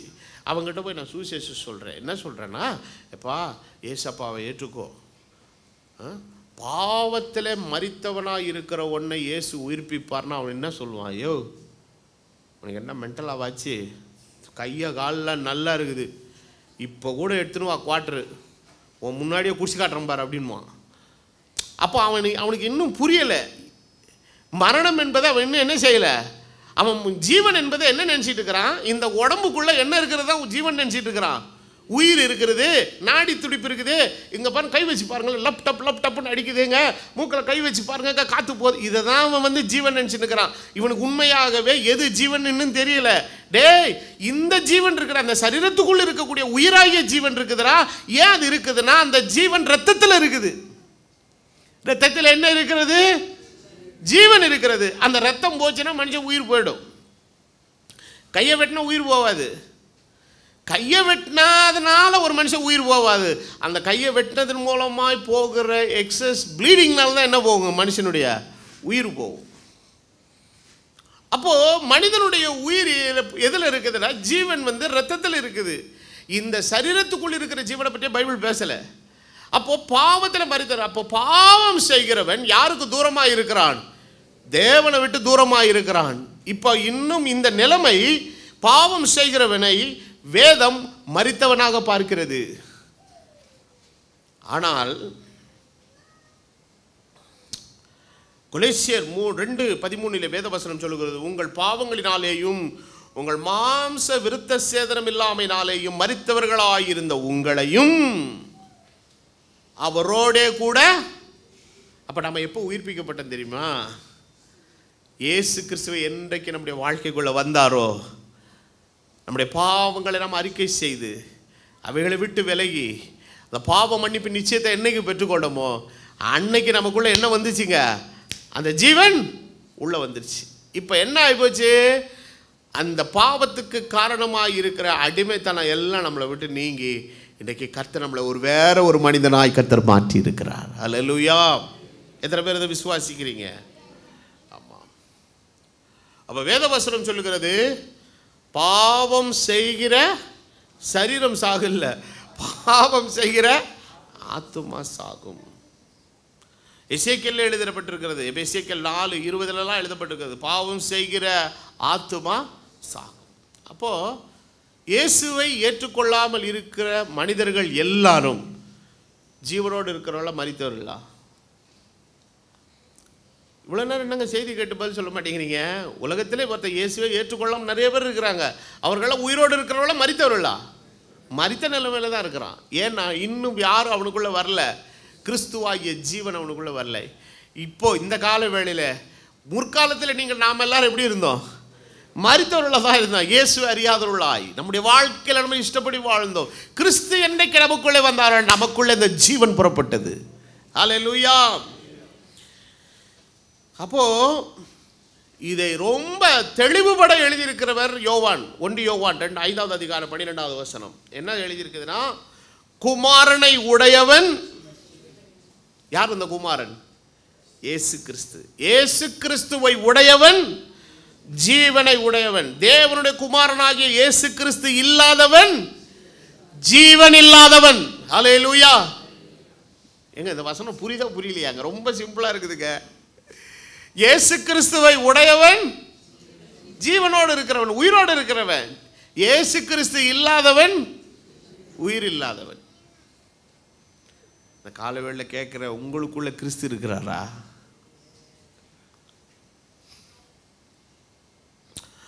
ஏசாயா 59:2 என்ன சொல்லுகிறதுனா, உங்கள் அக்கிரமங்களே உங்களுக்கும் உங்கள் தேவனுக்கும் நடுவாக எதை உண்டாக்குது? பிரிவினை. ஆண்டவர் சொல்ல, நான் உன்னை விட்டு விலகுவதும் இல்லை, உன்னை கைவிடுறதும் இல்லை, நான் உன்னோடு இருப்பேன், என் சமூகம் உனக்கு உன்னதாக செல்லும், நீ வலதுபுறம் சாய்ந்தாலும் இடதுபுறம் சாய்ந்தாலும் நீ பயப்படாத, நான் உன் கூட இருக்கிறேன், கூட இருக்கிறேன் கூட இருக்கிறேன் கூட இருக்கிறேன்னே சொல்கிறாரு. விலக மாட்டேன்னு வேற சொல்கிறாரு. உனக்கு முன்னாலேயும் போவேன், உனக்கு பின்பாகவும் வருவேன், என் சமூகம் உனக்கு முன்னதாக செல்லும், போய் கோணலானதெல்லாம் என்ன பண்ணுவேன். அப்போது தேவனுடைய நோக்கம் என்னன்னா, நம்மளை விட்டு விலகக்கூடாதுன்றது தான் அவருடைய நோக்கம். அப்போ எது விலக வைக்குதுன்னா, நம்முடைய அக்கிரமங்கள் அவரை விலக வைக்கிறது, பாவங்கள் அவரை விட்டு விலக வைக்கிறது. அப்போது பாவம் தேவனுக்கு நமக்கு நடுவில் என்னதான் உண்டாக்குதுங்க? ஒரு பெரிய கேப்பை உண்டாக்குது. அப்போது இந்த பிரிவு இருந்ததுனால தான் ஆண்டவர் என்ன பண்ணாருன்னா, இனி தொடர்ந்து கொஞ்ச நாளைக்கு எதுலேயே பங்கு பெறக்கூடாது, ஜீவ விருட்சத்திலேயே பங்கு பெறக்கூடாது. ஏன்னா அதில் பங்கு பெற்றானா இவன் மறுபடியும் எதுக்குள்ளே வந்துடுவான்? சாவாமைக்குள்ளே வந்துடுவான்னு சொல்லி ஆண்டவர் என்ன பண்ணார்னா, அவனை அதை விட்டு கட் பண்ணார். ஏன்னா பாவத்துக்கு இன்னும் என்ன பண்ணப்படலை? பரிகாரம் செய்யப்படலை. பாவம், அதாவது சில பேருடைய உடல் சூழ்நிலையை வச்சு நம்ம சொல்லணும், ஏங்க இருந்தால் நல்லா இருக்கணுங்க, இல்லைன்னா போயிடுறதா நல்லதுங்க. சில மனுஷரை இருக்கிற அந்த வியாதியின் கொடூர உக்கிரத்துலலாம் நம்ம போய் பார்த்துட்டு வரும்போது நமக்கு மனசெல்லாம் கேட்காது. சில நேரத்தில் வந்து ஜோம், ஆண்டவரே ஒன்று வச்சுருந்தா நல்லா வச்சுருப்பா, இல்லைன்னா நம்முடைய சமூகத்துக்கு சமாதானமாக எடுத்துக்கோ. பார்க்கவே நம்மளால் என்ன செய்ய முடியல ஆண்டவரே, இவங்க படுற கஷ்டத்தை சகிக்க முடியல ஆண்டவரே, நம்மளே சொல்கிறோம். அப்போது பாவத்துக்கு பரிகாரம் கிடைச்சி சாவாமையாக இருந்தான்னா சந்தோஷம். பாவத்தோடைய சாவாமையில் இருந்தால் என்ன ஆயிருக்குன்னு நினைக்கிறீங்க? என்னாச்சு? காலமெல்லாம் கஷ்டப்படணும். அப்போ ஆண்டவர் என்ன பண்ணார்னா, மனிதனுடைய சாவாமை என்கிற அந்த எசன்ஸ் அவனுக்குள்ளேருந்து எடுத்துட்டு இவனுடைய வாழ்க்கைக்குள்ளே சரீரத்தினாலே ஏற்படுகிற மரணம் என்கிற ஒன்றை ஆண்டவர் கொண்டு வர்றார் உள்ள. எதுக்காக? எவ்வளோ நாள் வச்சுருக்காரு? பலத்தினாலே 70 வருஷம், பலத்துக்கு அதிகமாக 80 வருஷம். மோசே 90வது சங்கீதத்தில் சொல்ல, அவைகள் யாவும் வருத்தமும் சஞ்சலமுமே. இப்போல்லாம் சந்தோஷமாக இருக்கீங்க. மத்தியானம் போய் கரிசோறு தின்னும்போது சந்தோஷமாக இருப்பீங்க. காலையில் இன்றைக்கி ராத்திரி படுக்கும்போது ஒரு எண்ணம் வரும், காலையில் எந்திரிக்கணுமா, வருதா வரலையா? ஆமாம். எங்கள் வீட்டில் அந்த 3 பேரும் வேலைக்கு போயிட்டு வரும்போது அந்த வெள்ளிக்கிழமை லாஸ்ட் டே உள்ளே வரும்போது ஒரு மன குதூகலமாக வருவாங்க உள்ளே. அதை கொண்டு வந்து அந்த பையை அப்படி போடுற விதம், அப்படி தடப்படப்படப்படன்னு கிச்சனுக்குள்ளே போகிறது, என்ன இருக்குது ஆச்ச பூச்சின்னு சாப்பிட்றது, அப்படி இப்படின்னு இருப்பாங்க. இப்போ போவோம், இப்போ கோயில் பிடிச்சி உங்களுக்கும் சாப்பாடு கொடுத்துட்டு நாங்களும் சாப்பிட்டுட்டு போவோம். அங்கே போய் பையை வைக்கும் போது லொட்டுன்னு தான் வைப்பாங்க. ஏன்னா என்ன முடிஞ்சு போச்சே, ஹாலிடே முடிஞ்சு போச்சு. காலையில் 6 மணிக்கு எந்திரிக்கணும், குளிக்கணும், திருப்பி வேலைக்கு போகணும். 12 ஹவர் 13 ஹவர் இந்த பயலுக கட்டப்படாத அவஸ்தை என்ன செய்யணுமே, படணுமே. கான்சிக்வன்சஸ் ஆஃப் சின், பாவத்தினுடைய விளைவு. அப்போ ஆண்டவர் அதனால தான் என்ன பண்ணார்னா, அது மனுஷனுடைய ஆயுசு கொஞ்சம் கொடுத்துருந்தாலும் அது வருத்தமும் சஞ்சலமாக தான் இருக்குது. ஆனால் இதற்குள்ளேயும் கிறிஸ்துவினால் அளிக்கப்படுகிற ஒரு சமாதானம் நமக்குள்ளே இருக்கிறதுனால அதெல்லாம் நம்ம ஓவர் கம் பண்ணி தான் என்ன பண்ணிக்கிட்டு இருக்கிறோங்க, வந்து நம்முடைய வாழ்க்கையில் நடந்துக்கணும். அப்போ பாவம் முதலாவது செய்கிற முதல் மேஜர் விளைவு என்னன்னா, உங்களையும் என்னையும் எதை விட்டு பிரிக்கும்? தெய்வத்தை விட்டு பிரிக்கும். இரண்டாவது பாவத்துக்கான அடுத்த உக்கிரமான ஒரு தன்மை என்னன்னா, அது உன்னை அடிமையாக்கும். அப்போ யோவான் எழுதின சுவிசேஷம் 8வது அதிகாரத்தின் 31வது வசனத்தை நீங்கள் 31வது வசனத்திலிருந்து நீங்கள் வாசிக்கும்போது வசனம் இவ்விதமாய் சொல்கிறது, இயேசு தம்மை விசுவாசித்த யூதர்களை நோக்கி, நீங்கள் என் உபதேசத்தில் நிலைத்திருந்தால் மெய்யாக என் சீஷராக இருப்பீர்கள், சத்தியத்தை அறிவீர்கள், சத்தியம் உங்களை விடுதலையாக்கும். இங்கே தான் ஒரு காமெடியே இருக்குது. 33வது வசனத்தில் சொல்கிறான், அவர்கள் அவருக்கு பிரதியுத்தரமாக, நாங்கள் ஆபிரகாமின் சந்ததியினராக இருக்கிறோம், நாங்கள் ஒரு காலம் ஒருவனுக்கும் அடிமைகளாக இருக்கவில்லை, விடுதலையாவீர்கள் என்று. அதாவது இவன் அடிமைத்தனத்துக்குள்ளே இருக்கிறங்கிறது இவனுக்கு என்ன செய்யலை, தெரியல. அப்போ அவன் அடிமைன்னா என்ன நினச்சிக்கிட்டா, யாரோ ஒருத்தர் கையில் போய் மாட்டிக்கிட்டு கொத்தடிமை மாதிரி இருந்துக்கிட்டு, டே உக்காடுறா, டே எந்திரா, போய் போடா, டே வாடான்னு ஒருத்தன் அரட்டி உருட்டி வேலை வாங்குற மாதிரிங்க. அந்த மாதிரி ஒரு கொத்தடிமையான வாழ்க்கையை வாழ்கிறத தான் இவன் அடிமைத்தனம் நினச்சிட்டு இருக்கிறான். ஆனால் இவன் அறியாமலேயே இவனுக்குள் பாவம் என்கிற ஒரு விஷயம் உள்ளே உக்காந்து இவனுடைய குறவழியை பிடிச்சிக்கிட்டு அப்படியே ஆட்டி படைக்குது அவனை. அது தெரியல இவனுக்கு. ஆண்டவர் சொல்றாரு, இயேசு அவர்களுக்கு பிரதியுத்தரமாக, பாவம் செய்கிற எவனும் பாவத்துக்கு அடிமையாக இருக்கிறான். இன்னைக்கு குடிக்கக்கூடிய மக்கள் எல்லாம், அன்னைக்கு ஒருத்தர் ஒரு சுவிசேஷகர் ஒருத்தர் வந்து ஒரு டாஸ்மாக் கடையில எல்லாம் போய் பிரசங்கம் பண்ணுறாரு. தன்னுடைய குழந்தைகளெல்லாம் கொண்டு போய் வச்சுட்டு பிரசங்கம் பண்ணுறார். எதுக்காகனா அவங்களுடைய அட்டென்ஷனை அவர் கவரணும். கடைசியில் அந்த குழந்தைகள் கூட 2 வார்த்தை சொல்லுது, பாருங்கள் எங்கள் அப்பாலாம் எங்களுக்கு இருக்கிறதுனால எங்களை கவனிக்கிறாரு, நீங்கள்லாம் போயிட்டீங்கன்னா உங்கள் பிள்ளைகள் அனாதிகள் ஆகிடுவேன், அந்த குடியை விட்டுருங்க அப்படின்னு சொல்லுதுங்க. அவன் குடிக்கிறவன் அவ்வளோ ஒரு போதை முரட்டுத்தனமான ஒரு மனோபாவத்தில் இருந்தாலும் காலை தொட்டு கும்பிட்டு போகிறான் அந்த பிரசங்கிக்கிறவரையும் அந்த குழந்தைகளையும். காரணம் அவனுக்கு தெரியுது, இது ஓவராக உள்ளே போச்சுன்னா நம்மளை கவுத்துருன்னு தெரியுது. அப்போது விடணும்னு நினைக்கிறான், இது நம்மளை காலி பண்ணிடணும்னு தெரியுது. ஆனால் விட முடியல. ஏன்னா அதை இவன் பிடிச்சிருக்கல, அது இவனை பிடிச்சிருக்கு. ஏற்கனவே இந்த கதை எங்கள் அப்பா சொன்ன கதை ஒன்று சொல்லியிருக்க பார்த்தீங்களா? ஊருக்குள்ளே திருட வரும்போது ஊருக்குள்ளே வந்து ராத்திரில் நிறைய விஷயத்தை திருடிட்டு போயிடுவான். ஊரில் இருக்கிற ஒரு 10 வாலிபர்கள்லாம் சேர்ந்து என்ன பண்ணாங்க, இந்த திருடனை இன்றைக்கி எப்படியாவது பிடிச்சிடணும்னு சொல்லி பிரயாசப்பட்டு எல்லாம் முழிச்சு அங்கங்கே பதுங்கி தடியோட கம்போட நிற்கான். வந்துட்டான், திருடன் வந்துட்டான். திருடனை உடனே எல்லார் கையிலையும் ஒரு விசில் இருந்தது. சிக்னல் என்னன்னா, திருடன் வந்துட்டான்னா என்ன கொடுக்கணும்? பார்த்தவங்க முதல்ல பார்த்தவங்க விசில் கொடுக்கணும். விசிலை கொடுத்த உடனே எல்லாரும் யாரை நோக்கி ஓடி வரா? திருடன். அவன் புதருக்குள்ளே போய் ஒழிஞ்சிட்டான். இப்போ புதருக்குள்ளே எப்படி போகிறது? 10 பேர் நிற்கிறான் வெளியே. நீ போறியா நான் போறியான்னு. அப்போ ஒருத்தன் துணிச்சலான ஒரு வீரர் என்ன பண்ணால், நான் போகிறேன்டா உள்ளே போனால் 5 நிமிஷம் ஆச்சு, 10 நிமிஷம் ஆச்சு, 15 நிமிஷம் ஆச்சு, சத்தத்தே காணா. இவன் சத்தம் கொடுக்குறான், டேய் திருடனை புஷ்யாடா, புஷ்டண்டா, வெளியே கொண்டாடானா. அவன் என்ன விட மாட்டான்னா. அப்போ இவன் திருடனை பிடிக்க போய் திருடன் இவனை பிடிச்சிக்கிட்டான். அது லைட்டாங்க அப்படி சும்மா அப்படி லைட்டாக அது ரிலாக்ஸ். வைன் குடிச்சா ஹார்ட்டுக்கு நல்லதுன்னாங்க. உன்னை ஹார்ட்டை வெட்டி வர்த்தகரி போடணும். லைட்டாக அதோட டென்ஷனாக இருக்குதான். என்னென்ன டென்ஷனாக இருக்குதான், ஒரு மாதிரி இருக்குதுங்க. அப்புறம் இப்படி குடித்தவன் அவுன்ஸு குடித்தவன் அப்புறம் கட்டிங் ஆகி அப்படி எப்படி ஆகி பாட்டில் ஃபுல்லாகி எந்த நேரமும் போதையிலே இருக்கான். யாருக்கு ரத்தம் கலங்கின கண்கள், யாருக்கு வேதனை, யாருக்கு துக்கம். அதாவது நடுக்கடலிலே பாய்மரத்தட்டிலே படுத்திருக்கிறவன் என்னதான் நடக்கட்டும் நடக்கட்டுமேன்ட்டு அப்படியே உட்காந்துருக்கேன். ஆனால் இவனை எங்கே தூக்கிட்டு போகுதுன்னு இவனுக்கே தெரியல. பாவம் ஒரு மனிதரை அடிமைப்படுத்தும்.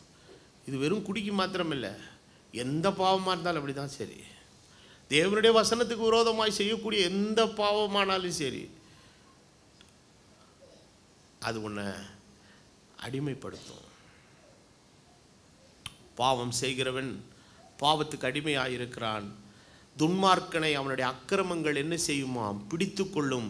தன் பாவ கயறுகளால் என்ன செய்யப்படுவான்? கட்டப்படுவான். ரோமரில் ஒரு வசனத்தை எழுதுகிறார் அப்போஸ்தலனாகிய பவுல் 6:16. மரணத்துக்கு ஏதுவான பாவத்துக்கானாலும் சரி, நீதிக்கு ஏதுவான கீழ்ப்படிதலானாலும் சரி, எதற்கு கீழ்ப்படியும்படி உங்களை அடிமைகளாக ஒப்பு கொடுக்கிறீர்களோ அதற்கு கீழ்ப்படுகிற அடிமைகளாக இருக்கிறீர்கள் என்று அறியீர்களா. அப்போ மரணத்துக்கு ஏதுவான பாவம், மரணத்துக்கு ஏதுவல்லாத பாவம்னு 2 டைப் இருக்குது. அப்போஸ்தலன் எழுதும்போது சொல்லுகிறான், மரணத்துக்கு ஏதுவான பாவத்தை பற்றி சொல்கிறேன், ஆனால் மரணத்துக்கு ஏதுவல்லாத பாவத்தை பற்றி நான் என்ன சொல்கிறது இல்லை, நான் எதுவும் சொல்ல போகிறதில்ல. அது என்னங்க மரணத்துக்கு ஏதுவான பாவம், மரணத்துக்கு ஏதுவல்லாத பாவம் அப்படின்னா, உலகத்தில் எல்லா பாவத்துக்கும் விமோசனம் இருக்குது, ஒரே ஒரு பாவத்துக்கு விமோசனம் கிடையாது. அதுதான் என்ன பாவம்னா மரணத்துக்கு ஏதுவான பாவம். அப்போ மரணத்துக்கு ஏதுவல்லாத பாவம் அப்படின்றது இந்த கீழ்ப்படியாமை, பொறாமை, கொலைகள், வெறிகள், வைராக்கியங்கள், மாம்சத்திலிருந்து வருகிற எல்லா கெட்ட பழக்கம், பேட் ஹேபிட்ஸு, இது எல்லாமே மரணத்துக்கு ஏதுவான பாவம் தான். ஆனால் இது மரணத்துக்கு ஏதுவல்லாத பாவங்கள் தான். இந்த பாவங்களை எல்லாம் எது கவர் பண்ணிடுன்னா, இயேசு கிறிஸ்துவின் இரத்தம் கழுவி பரிசுத்தப்படுத்தி உன்னை தூய்மையாக்கி அந்த பாவத்திலேருந்து உன்னை என்ன செஞ்சிடும்? மீட்டு வெளியே கொண்டு வந்துடும். ஆனால் ஒரு பாவம் இருக்குது. அது என்ன பாவம்? மரணத்துக்கு ஏதுவான பாவம். இந்த பாவத்துக்கு விமோசனமே கிடையாது. என்ன பாவம் தெரியுமா? தேவன் யார் என்பதை அறியாமல் இருக்கிறது தான். அதுதான் பெரிய பாவம். ஒன்றான மெய்தேவனாகிய உம்மையும் நீர் அனுப்பினவராக இருக்கிற இயேசு கிறிஸ்துவை அறிவதே நித்திய ஜீவன். அப்போ ஒருத்தன் அவரை அறிய மாட்டேன், அவரை ஏற்றுக்கொள்ள மாட்டேங்கிறான் பாருங்க. இந்த பாவத்துக்கு என்னவே கிடையாதுங்க. அவர் தான் டாக்டரு, அவர்கிட்டயே போ. அவர் என்ன சொல்றாரு? என்கிட்ட வா, எல்லா பிரச்சனையும் தீர்த்து வச்சிருன்றாரு. அப்போ போனால் சொல்யூஷன் கிடைக்குது.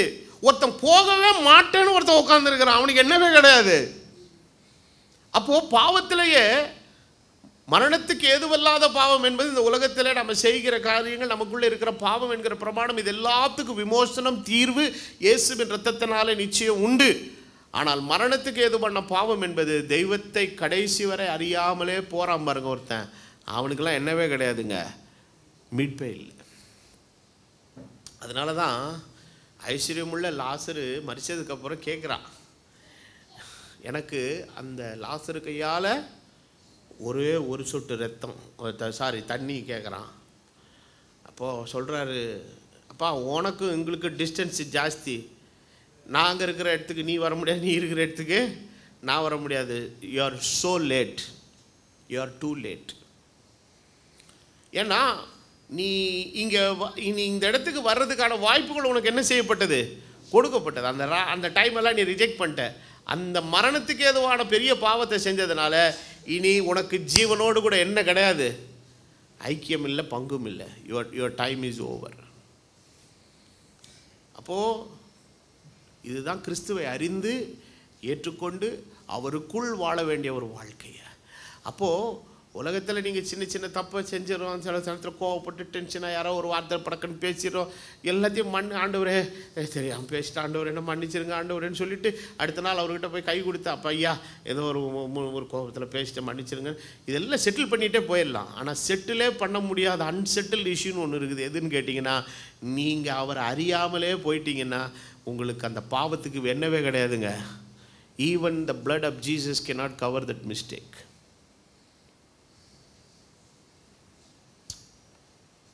It is so serious. அப்போ அவரை அறிகிறதும் அவரை அறிந்தபடி வாழ்வதும் அவரை உள்ளார நமக்குள்ளே ஏற்றுக்கொண்டு அதற்கேற்றபடி வாழ்வது எத்தனை முக்கியமான ஒரு காரியம்.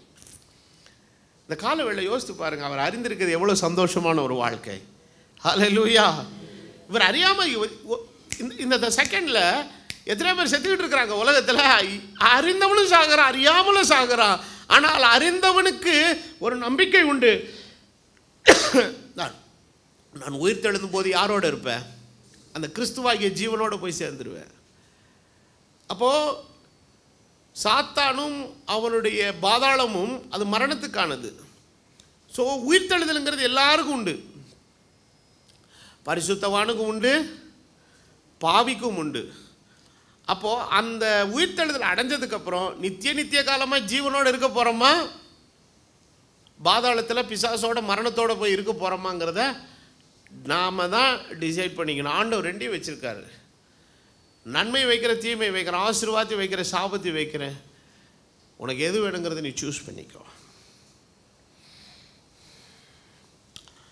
அப்போது முதலாவது பாவம்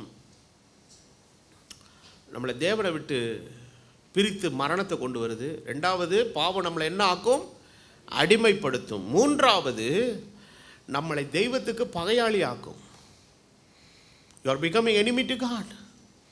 அப்போ உலகத்தில் யாரை பகைச்சிட்டு வாழ்ந்தல, தெய்வத்தை பகைச்சிட்டு ஒரு மனுஷன் என்ன செய்ய முடியாதுங்க, வர முடியாது. யோவான் 3வது அதிகாரம் 20வது வசனத்தை நீங்கள் வாசிக்கும் போது, யோவான் 3:20, ஜான் 3:6-20, பொல்லாங்கு செய்கிற எவனும் ஒளியை பகைக்கிறான், தன் கிரியைகள் கண்டிக்கப்படாதபடிக்கு எதனிடத்தில் வரவில்லை, ஒளியினிடத்தில் வருகிறதில்லை. அப்போது மனுஷன் பாவம் செய்யணுன்னா அதுக்கு அவன் சூஸ் பண்ணுற டைம் எது தான், வெளிச்சமில்லாத நேரம், இருட்டின நேரம், ஊர் அடங்கின நேரம், மனிதனுடைய கண்ணுக்கு படாத நேரம். அப்போது வேதவசனம் சொல்லுகிறது ரோமர் 8:7, ஏனென்றால் மாம்ச சிந்தை தேவனுக்கு விரோதமான பகை, அது தேவனுடைய நியாயப்பிரமாணத்துக்கு கீழ்ப்படியாமலும் கீழ்ப்படிய கூடாமலும் என்ன செய்யுதுங்க, இருக்கிறது.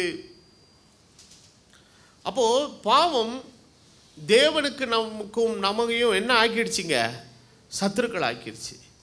அப்போது தேவனுடைய இரத்தத்தின் வல்லமை தான் இந்த ஜீவனோடு நம்மளை கொண்டு போய் சேர்த்துது, இந்த அடிமைத்தனத்தை உடைத்தெறிந்து நம்மளை விடுதலை ஆக்கினது.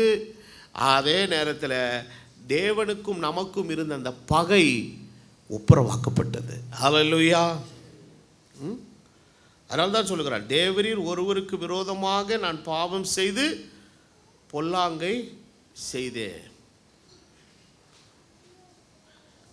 அப்போ வேதவசனம் கொலேசியர் 1:21 எழுதும்போது அப்போஸ்தலன் எழுதுகிறார், முன்னே அந்நியராயும் துர்க்கிரியைகளினாலே மனதிலே சத்துருக்களாயும் இருந்த உங்களை, யாராய் இருந்த உங்களை? சத்துருக்களாய், பகைவர்களாய் இருந்த உங்களை குற்றமற்றவர்களாக, கண்டிக்கப்படாதவர்களாக தமக்கு முன் நிறுத்தும்படியாக அவருடைய மாம்ச சரீரத்திலே அடைந்த மரணத்தினால் என்ன ஆக்கினார்? ஒப்புரவாக்கினார். அப்போ இயேசு இந்த பூமியில் எதுக்காக வந்தார்னா, சண்டையை இன்னும் மோசப்படுத்துறதுக்கு இல்லை அந்த பகையை இன்னும் வளர்த்து நம்மளெல்லாம் கொண்டு போகிறதுக்காக இல்லை, ஒரு சமாதானத்தை உண்டாக்கி ஒரு முற்றுப்புள்ளி வைக்கணும். ஆமென். அப்போது துன்மார்க்கன் தன் துன்மார்க்கத்தில் அழிகிறதை யார் விரும்புறதில்லை? தேவன் விரும்புகிறதில்லை. அப்போது பரலோகம் ஒரு விஷயத்தை குறித்து சந்தோஷப்படுது. எதை குறித்து தெரியுமா? மனம் திரும்புகிற ஒரு பாவி நிமித்தம் பரலோகம் சந்தோஷப்படுகிறது. இப்படிப்பட்டவைகளை காண்பதற்கு யார் ஆசையாக இருக்கிறாவா? தேவ தூதர்கள் ஆசையாக இருக்கிறார்கள். ஏன்னா தேவ தூதர்கள் எல்லா சிருஷ்டிகளுக்கும் முன்னாலும் சிருஷ்டிக்கப்பட்டவங்க. பாருங்க, மனுஷரை சிருஷ்டிக்கும் போது வேடிக்கை பார்க்குறான் யாரு? தேவதூதர்கள். மனுஷன் பாவத்தில் விழும்போது அவன் பார்க்குறான். மனிதனுக்கு ஏற்பட்ட நஷ்டத்தை, கஷ்டத்தை, பேஜார் எல்லாத்தையும் அவன் பார்த்துக்கிட்டு இருக்கிறான். மனிதனை தோட்டத்தை விட்டு துரத்தப்பட்ட போதும் அதை பார்க்குறாங்க. அவர்களை மீட்கிறதுக்காக அவர் இரட்சகராக வரும்போதும் யார் பார்க்குறா? தேவதூதர்கள் பார்க்கிறார்கள். அவர் சிலுவையிலே ரத்தம் சிந்தி மரிக்கும் போதும் தேவதூதர்கள் பார்க்கிறார்கள். இன்றைக்கு அவரை ஏற்றுக்கொண்ட அநேகர் பாவத்திலிருந்து விடுதலை உள்ள வர்றது யார் பார்க்குறா? தேவதூதர்கள் பார்க்கிறார்கள். அதை உற்று பார்க்க தூதர்கள் ஆசையாக இருக்கிறார்கள்.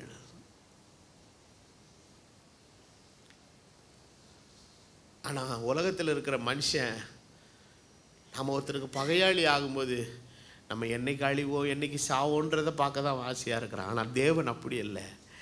அவர் நம்மை தம்மோடு ஒப்புரவாக்கி கொண்டார். அல்லேலூயா. அப்போது அதனால தான் அப்போஸ்தலனாகிய பவுல் கொரிந்தியரில் எழுதும்போது அழகாக எழுதுகிறார். ஆண்டவர் எங்களுக்கு ஒரு ஊழியத்தை கொடுத்துருக்கிறார், எங்களுக்கு ஒரு உபதேசத்தை கொடுத்துருக்கார். இந்த உபதேசம் என்ன உபதேசம் தெரியுமா?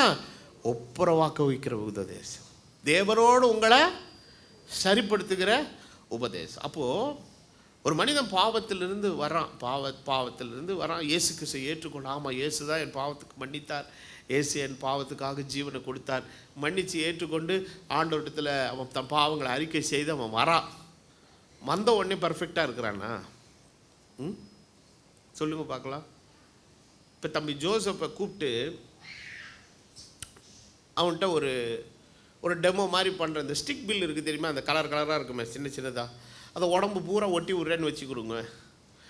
அவன் ரட்சிக்கப்பட்டவன் தான், மனம் திரும்பினவன் தான், ஞானசானம் பெற்றவன் தான். கிறிஸ்துவை இப்பொழுது உள்ள என்ன செஞ்சாச்சு? இப்போ உள்ள ஏற்றுக்கொண்டாச்சு. ஆண்டவருக்கு அவனுக்கு நடுவே இருந்த அந்த பகையெல்லாம் சரியாயிடுச்சு. ஆனாலும் இந்த ஒவ்வொரு ஸ்டிக் பில் என்னன்னா அவனுடைய சுபாவங்கள், பாவத்துக்கு ஏதுவான சுபாவங்கள் எல்லாமே அவனுக்குள்ள என்ன செய்துங்க? ஒட்டுது. ஆனாலும் கர்த்தர் அவனை ஏற்றுக்கொண்டிருக்கிறார், கழுவி இருக்கிறார், பரிசுத்தப்படுத்தி இருக்கிறார், நீதிமானாக்கி இருக்கிறார், தம்முடைய பிள்ளையாக்கி இருக்கிறார். அப்போ அந்த ஸ்டிக் பில்ல உடனேயும் ஒவ்வொரு மோசமான செயலில் உள்ள கிரியைகள் அல்லது குணாதிசயங்கள் வச்சுக்குவோம். இப்படி வச்சுக்குவோம். வந்து உக்காடுறான், உடம்புல ஒரு 50 ஸ்டிக் பில் ஒட்டியிருக்கு. வந்து ஒரு 2 வாரம் செய்தி கேட்குறான், 2 ஸ்டிக் பில்லை காணாம். இப்போ 50 48 ஆச்சு. இன்னும் கொஞ்ச நாள் வரான், வசனத்தை கேட்குறான், இன்னும் ஒரு 3 காணா போச்சு. இன்னும் வரான், கொஞ்ச நாள் உட்காடுறான், 50 இருந்தது இப்போ என்ன ஆகி போச்சுங்க? 40 ஆச்சு. இப்போ 40 இருந்துக்கிட்டே இருக்குது. இன்னும் ஒரு 3 மாதம் 4 வருஷம் வரான், 40 30 ஆயிடுச்சு. ஒரு 10 வருஷம் தாண்டி போகிறான், 15ஆவது. இன்னும் கிறிஸ்துவோட இன்னும் வசனத்தில் ஊன்ற கட்டப்படுறான், பலப்படுறான், ஜெபிக்கிறான், கர்த்தரோட ஐக்கியப்படுறான். கொஞ்சம் கொஞ்சமாக போய் கடைசியில் 50 இப்போ 5 ஆயிடுச்சு. இன்னும் ஏதோ 2-3 உள்ள விட்ட மாட்டேன்னு பிடிச்சிக்கிட்டு என்ன செஞ்சுருக்குது? உட்காந்துருக்குது. ஒரு நாள் கர்த்தர் அதை எல்லாத்தையும் நீக்கி, கர்த்தர் தம்முடைய பார்வையில் பார்க்கும்போது, டேய் பச்சை கலரில் 50 ஸ்டிக்கர் ஒட்டியிருந்தது ஒன்று கூட காணாமல் என்ன ஆச்சுன்னா, இப்போ தேவனுடைய வசனம் அவனை மறுரூபப்படுத்தி இருக்கிறது. இப்போ அதுக்கு தான் நம்ம வந்திருக்கிறோம். நம்மளாரும் என்ன இப்போ கேட்குற நீங்கள், பேசுகிற நான் ரொம்ப யோக்கிய புலின்னு இங்கே நிற்கலை. 1 நம்பர் ஃப்ராடு, நம்ம எல்லாருமே ஃப்ராடுங்க தான். ஆனால் நம்ம திருந்துறதுக்கு வந்திருக்கிறோம், சரியாக்கப்படுகிறதுக்கு வந்திருக்கிறோம். ஆண்டவர் உடஞ்சி போய் ஆக்சிடென்ட் ஆகி வந்த காரை எப்படி ஒரு மெக்கானிக் ஷெட்டுக்குள்ளே அது போய் ஒரு 20 நாள் 30 நாள் கடந்து அப்படி வெளியே வரும்போது அப்படியே பளபளன்னு அந்த பழைய ஷோரூம் லுக்கில் வருதோ, அந்த லுக்குக்கு கொண்டு வரதுக்காக தான் இப்போ ஆண்டவர் நம்மளை உட்கார வச்சிருக்காரு. அப்போ எதை வச்சு ஆண்டவர் நம்மளை மாத்துறாருன்னா, தமது வார்த்தையை வைத்து கர்த்தர் மாற்றுகிறார். அப்போ யாக்கோபு எழுதுகிறான், உனக்குள்ள மாற்றம் வேண்டுமானால் உன் சுபாவ முகத்தை எதை வச்சு பாரு? இந்த கண்ணாடியில் பாரு. தயவுசெய்து பக்கத்தில் இருக்கிறவங்கள வச்சு பார்க்காத. அந்த சிஸ்டரை விட நான் பரவாயில்லையாக்கும், அந்த பிரதரை விட நான் பரவாயில்லையாக்கும். யார் வீட்டு பிள்ளையாவது ஒன்று ஏதாவது காதல்கள் பிள்ளை கல்யாணம், என் பிள்ளைகள் எல்லாம் பரிசுத்தமாக கல்யாணம் பண்ணி சாக்கும். கல்யாணம் பண்ணதுக்கப்புறம் தப்பே பண்ண முடியாதோ?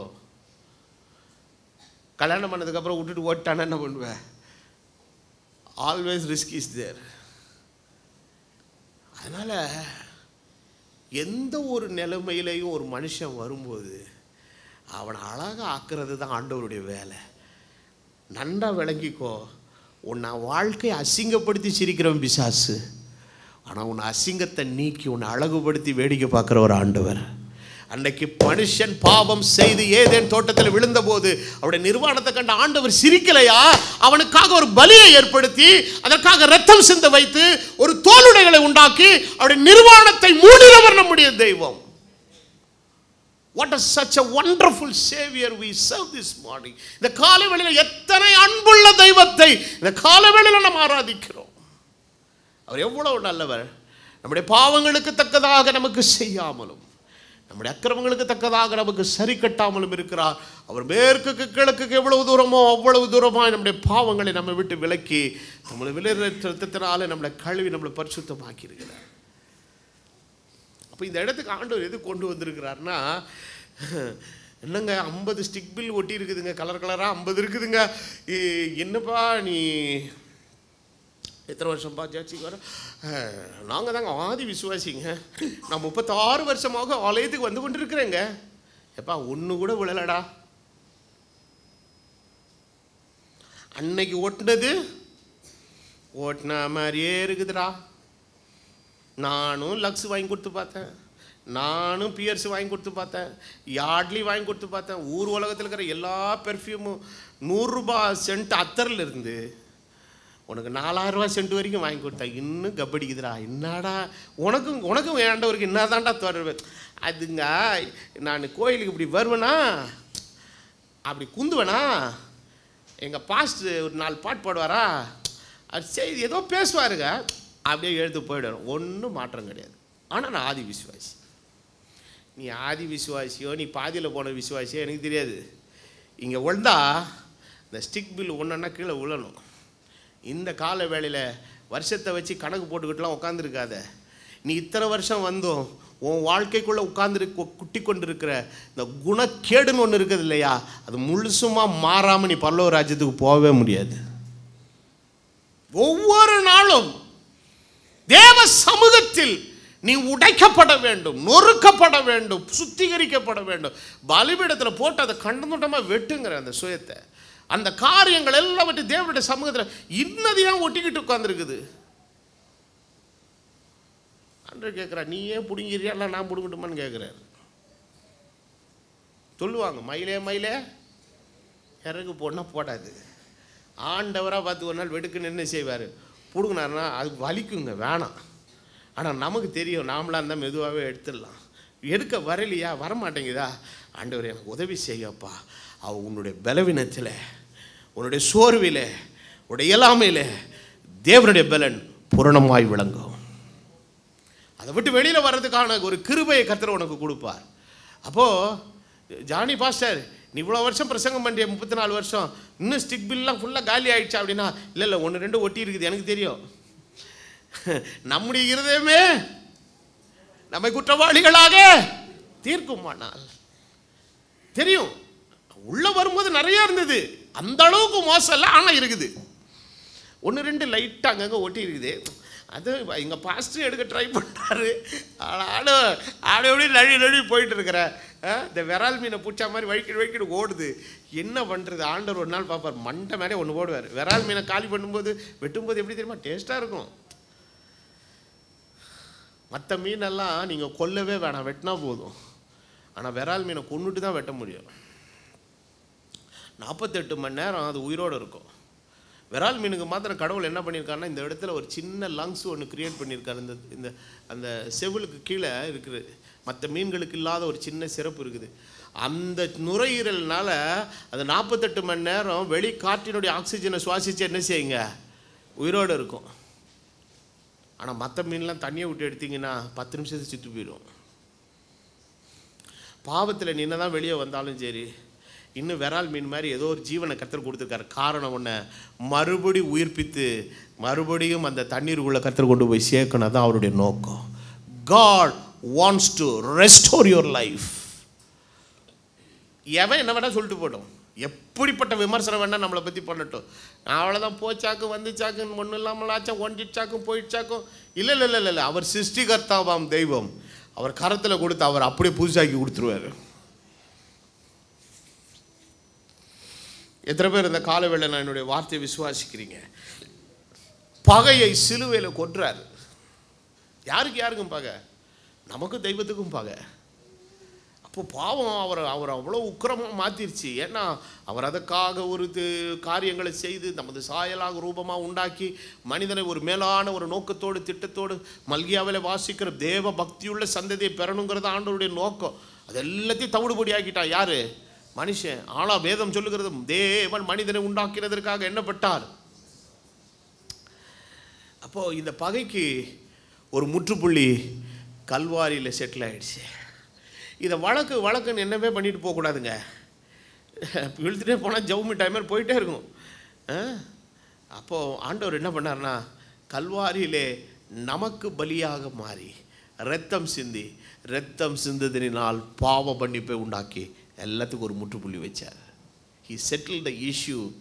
3 மணி நேரத்தில் செட்டில் பண்ணிட்டார். எத்தனை வருஷத்து பிரச்சனை? கிட்டத்தட்ட 4000 ஆண்டுகளுக்கு மேலாய் ஆதாமின் காலத்தில் இருந்து உலகத்தை ஆட்டி படைத்து கொண்டிருந்த அந்த பாவத்தினுடைய உக்கரத்துக்கு 3 மணி நேரம் கல்வாரியிலே மீட்பர் தூங்கி எல்லாவற்றுக்கும் முற்றுப்புள்ளி வைத்தார்.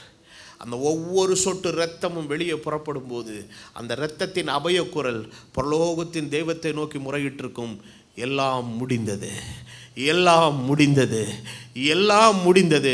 கடைசி சொட்டு இரத்தம் கடந்து அவருடைய சரீரத்திலிருந்து இரத்தமும் தண்ணீரும் புறப்பட்ட போது இயேசுவே தம்முடைய வாயை திறந்து செய்தார், இதுவரை மனுக்குலத்தோடு எனக்கு இருந்த பிரச்சனை இன்றோடு முடிந்தது, எல்லாம் மன்னிக்கப்பட்டாயிற்று, எல்லாம் செட்டில் பண்ணப்பட்டாயிற்று.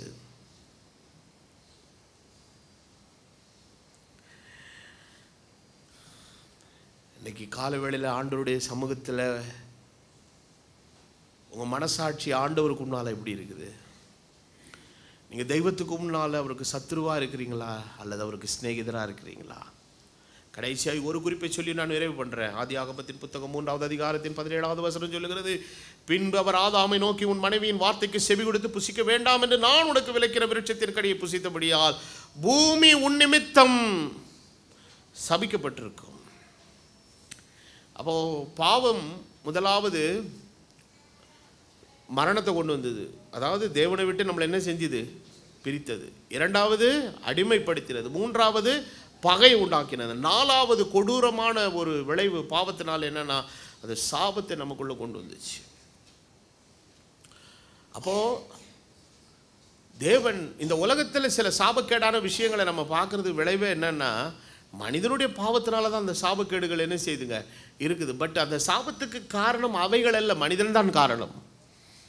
அப்போ வேதவசனம் என்ன சொல்லுகிறது? மரத்திலே தூக்கப்பட்ட எவனும் சபிக்கப்பட்டவன் என்று எழுதியிருக்கிறபடி கிறிஸ்து நமக்காக சாபமாகி.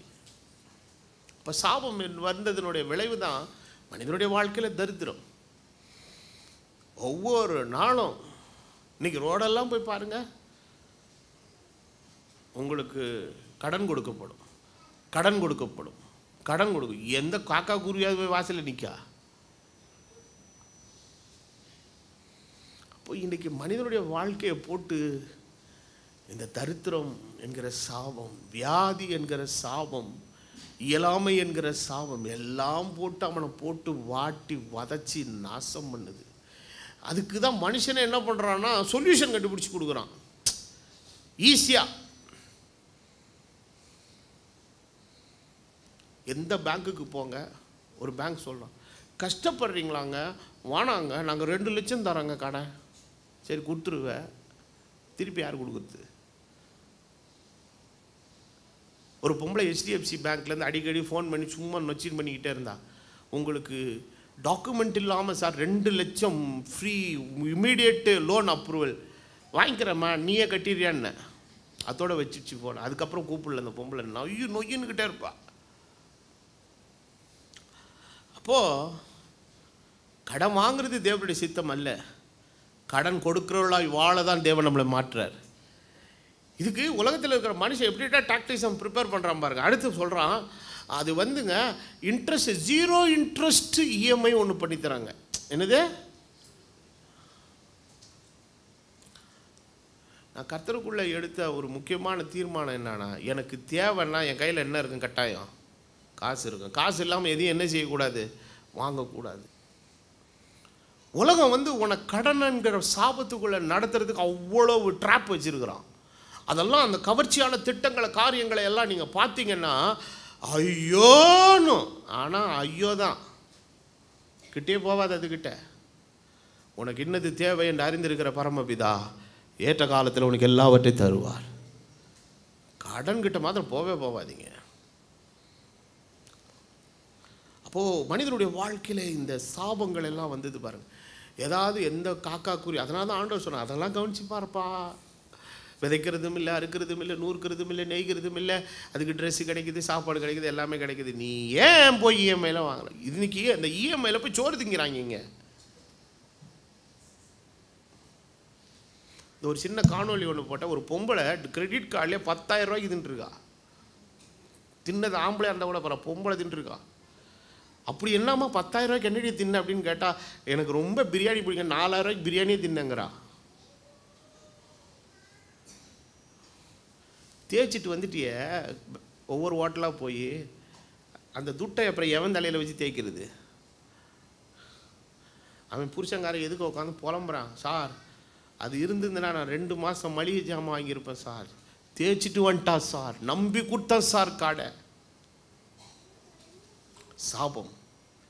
கடன் வாங்கினவன் கடன் கொடுத்தவனுக்கு அடிமை. தேவன் நம்மளை அடிமையாக வச்சில்ல. யூதர்கள் பாருங்கள், எவனும் கடனே வாங்க மாட்டான், அவன் கடன் கொடுக்குறவன். அவங்க எங்கே போனாலும் மற்றவனுக்கு எரிச்சல் வர்றதுக்கு காரணமே இந்த யூத பயல்கள் என்ன பண்ணுறாங்க, எங்கே போனாலும் அவன் என்னவாக தான் இருக்கிறான், ஒரு ஆளுகிறவனாக தானே இருக்கிறான். ஹிட்லருக்கு அதான் இரிட்டேஷனை உண்டாக்குச்சு. அவர்கள் எல்லாரும் அந்த ஹிட்லருடைய பிறப்பின் காலங்களில் எல்லாம் அவர்கள் உலகமெங்கிலும் பரவி இருந்து மிகப்பெரிய செல்வந்தர்களாக, மிகப்பெரிய இன்னைக்கு அமெரிக்காவினுடைய எக்கானமி அவங்க கையில் தான் இருக்குது, பொருளாதாரமே அவங்க கையில் தான் இருக்குது. ஃபேஸ்புக்கு, கூகுள் எல்லாத்தினுடைய சிஓக்கள் வேணால் இந்தியன்ஸாக இருக்கிறாங்க. நம்மளால் அது பெருமையாக எழுதிக்கும், கூகுளினுடைய சிஓ இந்திய வம்சாவளியினர். அதுக்கு பேர்லேயே பிச்சை இருக்குது.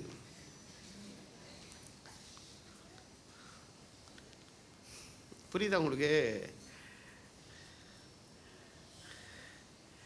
அவர் வந்து CEO தான், ஆனால் அவர் ஓனர் கிடையாது. ஓனர் எல்லாம் வேற ஒருத்தர். அந்த அத்தனை யூதர்களும் அமெரிக்காவில் இருக்கிற ஒட்டுமொத்த காசை எல்லாத்தையும் வலிச்சு எடுத்துக்கிட்டு எருசலேமுக்கு போனான்னா அமெரிக்கா 10 பைசா ட்ரம்ப்புக்கு டவுசர் கலண்டுரும். உண்மைக்கு சொல்கிறேன், உண்மை அதுதான். காரணம் ஆண்டவர் ஆபிரகாமுக்கு கொடுத்த ஆசீர்வாதம் தான்.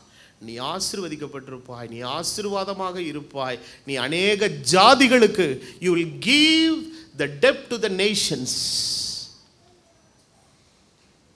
ஆசீர்வாதத்துக்கு தான் கர்த்தர் நம்மளை அழைச்சிருக்கிறார். அப்போ பாவம் எவ்வளோ பெரிய உக்கரத்தை. அப்போ இன்னைக்கு கடன் வாங்குற பிரச்சனை இருக்குதுன்னா ஏதோ பாவம் இருக்குன்னு அர்த்தம். உண்மைக்கு சொல்லுறேன், I'm not hurting your feelings. உங்களை நான் கொச்சைப்படுத்துறதுக்கு, உங்களுடைய இருதயங்களினுடைய வலிகளை காயப்படுத்துறதுக்கு, உங்கள் பிரச்சனையுடைய சூழ்நிலை புரியாமல் நான் தயவுசெய்து பேசலை. கர்த்தர் எல்லா காலங்களிலேயும் ஆசீர்வாதமாய் வைத்திருப்பார் நம்மளை.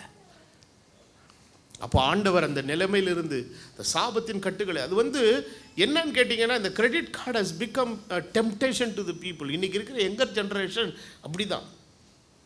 கோவிட் வந்த சமயம் என்னுடைய உறவினர் தம்பி ஒருத்தர் ஃபோன் பண்ணார்.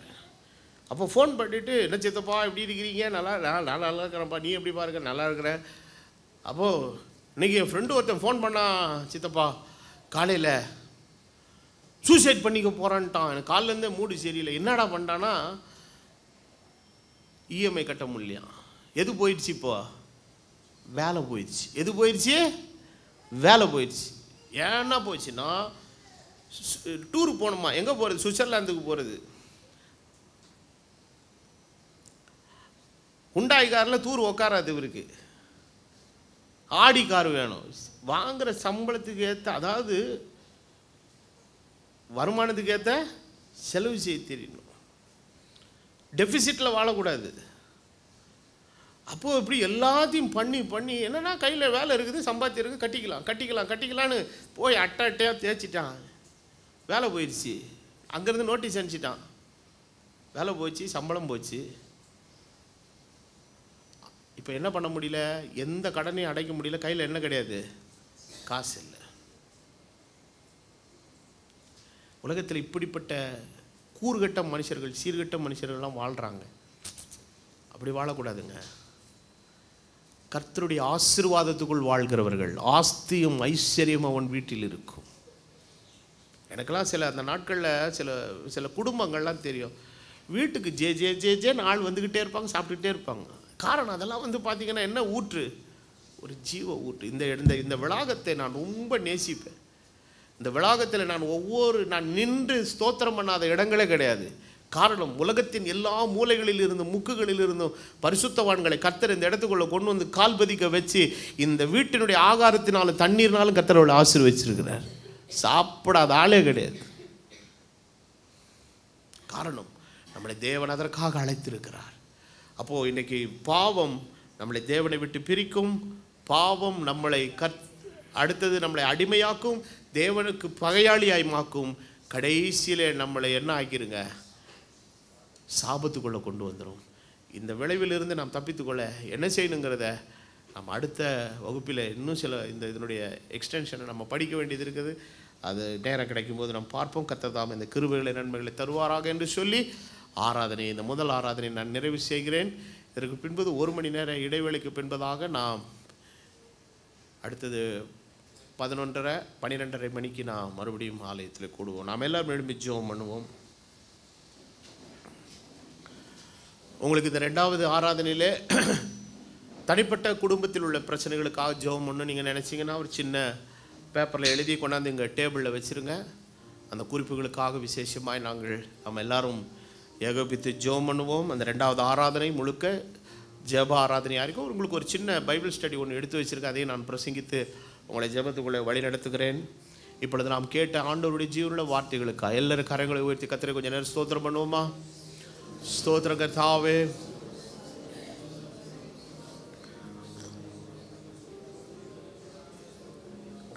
Blessed be the name of the Lord. Hallelujah, hallelujah. ஆண்டவரே, உம்முடைய ஜனத்தை நீர் ஆசீர்வதிங்க கர்த்தாவே. பாவத்தினுடைய விளைவுகளிலிருந்து பூர்ணமாய் விடுவிக்கப்படும்படி நீர் கிருபை செய்யுங்க கர்த்தாவே. ஏசப்பா, உமக்கு நன்றி கர்த்தாவே. நன்றி ஆண்டவரே. மகா இரக்கமும் கிருபையும் பரிசுத்தமுள்ள பிதாவே, கர்த்தராகிய இயேசு கிறிஸ்துவின் திருநாமத்தினாலே வருகிறோம். இந்த காலவேளையில் நீர் தந்தமுடைய ஜீவனுள்ள வார்த்தைகளுக்காக நன்றி. கேட்ட வார்த்தை எங்களுக்கு தருகிற நன்மைகளுக்காக ஆசீர்வாதங்களுக்காக நாங்கள் நன்றி செலுத்துகிறோம். பாவம் எத்தனை கொடியது கர்த்தாவே. எங்களை உம்முடைய சாயலாக ரூபமாக உம்மை போல உண்டாக்கினீர். ஆனாலும் பாவத்துக்கு எங்களை ஒப்பு கொடுத்த போது எங்கள் நிலை எவ்வளவு மோசமானது. அது அடிமைத்தனத்தையும் பகையையும் விரோதத்தையும் சாபத்தையும் மரணத்தையும் கொண்டு வந்தது என்று நாங்கள் பார்த்தோம் ஆண்டவரே. இவைகள் எல்லாம் கல்வாரி சிலுவையிலே சரிப்படுத்தப்பட்டது கர்த்தாவே. நீ தந்த அந்த மீட்பினுடைய நன்மையை நாங்கள் எந்த அளவுக்கு இந்த நாளில் என்ஜாய் பண்ணுகிறோம், அதை நாங்கள் அனுபவிக்கிறோம் என்பதை நாங்கள் யோசித்து பார்க்க நீர் எங்களுக்கு கிருபை செய்யும். இந்த முதல் ஆராதனையிலே கர்த்தர் எங்களுக்கு தந்த வார்த்தைக்காக நன்றி. அந்த வார்த்தைக்கு வாழ எங்களை நாங்கள் சமர்ப்பணம் பண்ணுகிறோம். இப்படி தயவுள்ள பிரசரத்துக்குள்ளே நீர் எங்களை தாங்கி நடத்தும். நன்மையினாலும் கிருபையினாலும் எங்களை நீர் திருப்தியாக்குவீராக. எல்லா கணமும் துதியும் மகிமையும் ஒருவருக்கே நான் ஏறெடுக்கிறேன். கர்த்தராகிய இயேசு கிறிஸ்து என்னும் விலையேறப்பெற்ற நாமத்தில் வேண்டுதல் செய்கிறேன். ஆமென்.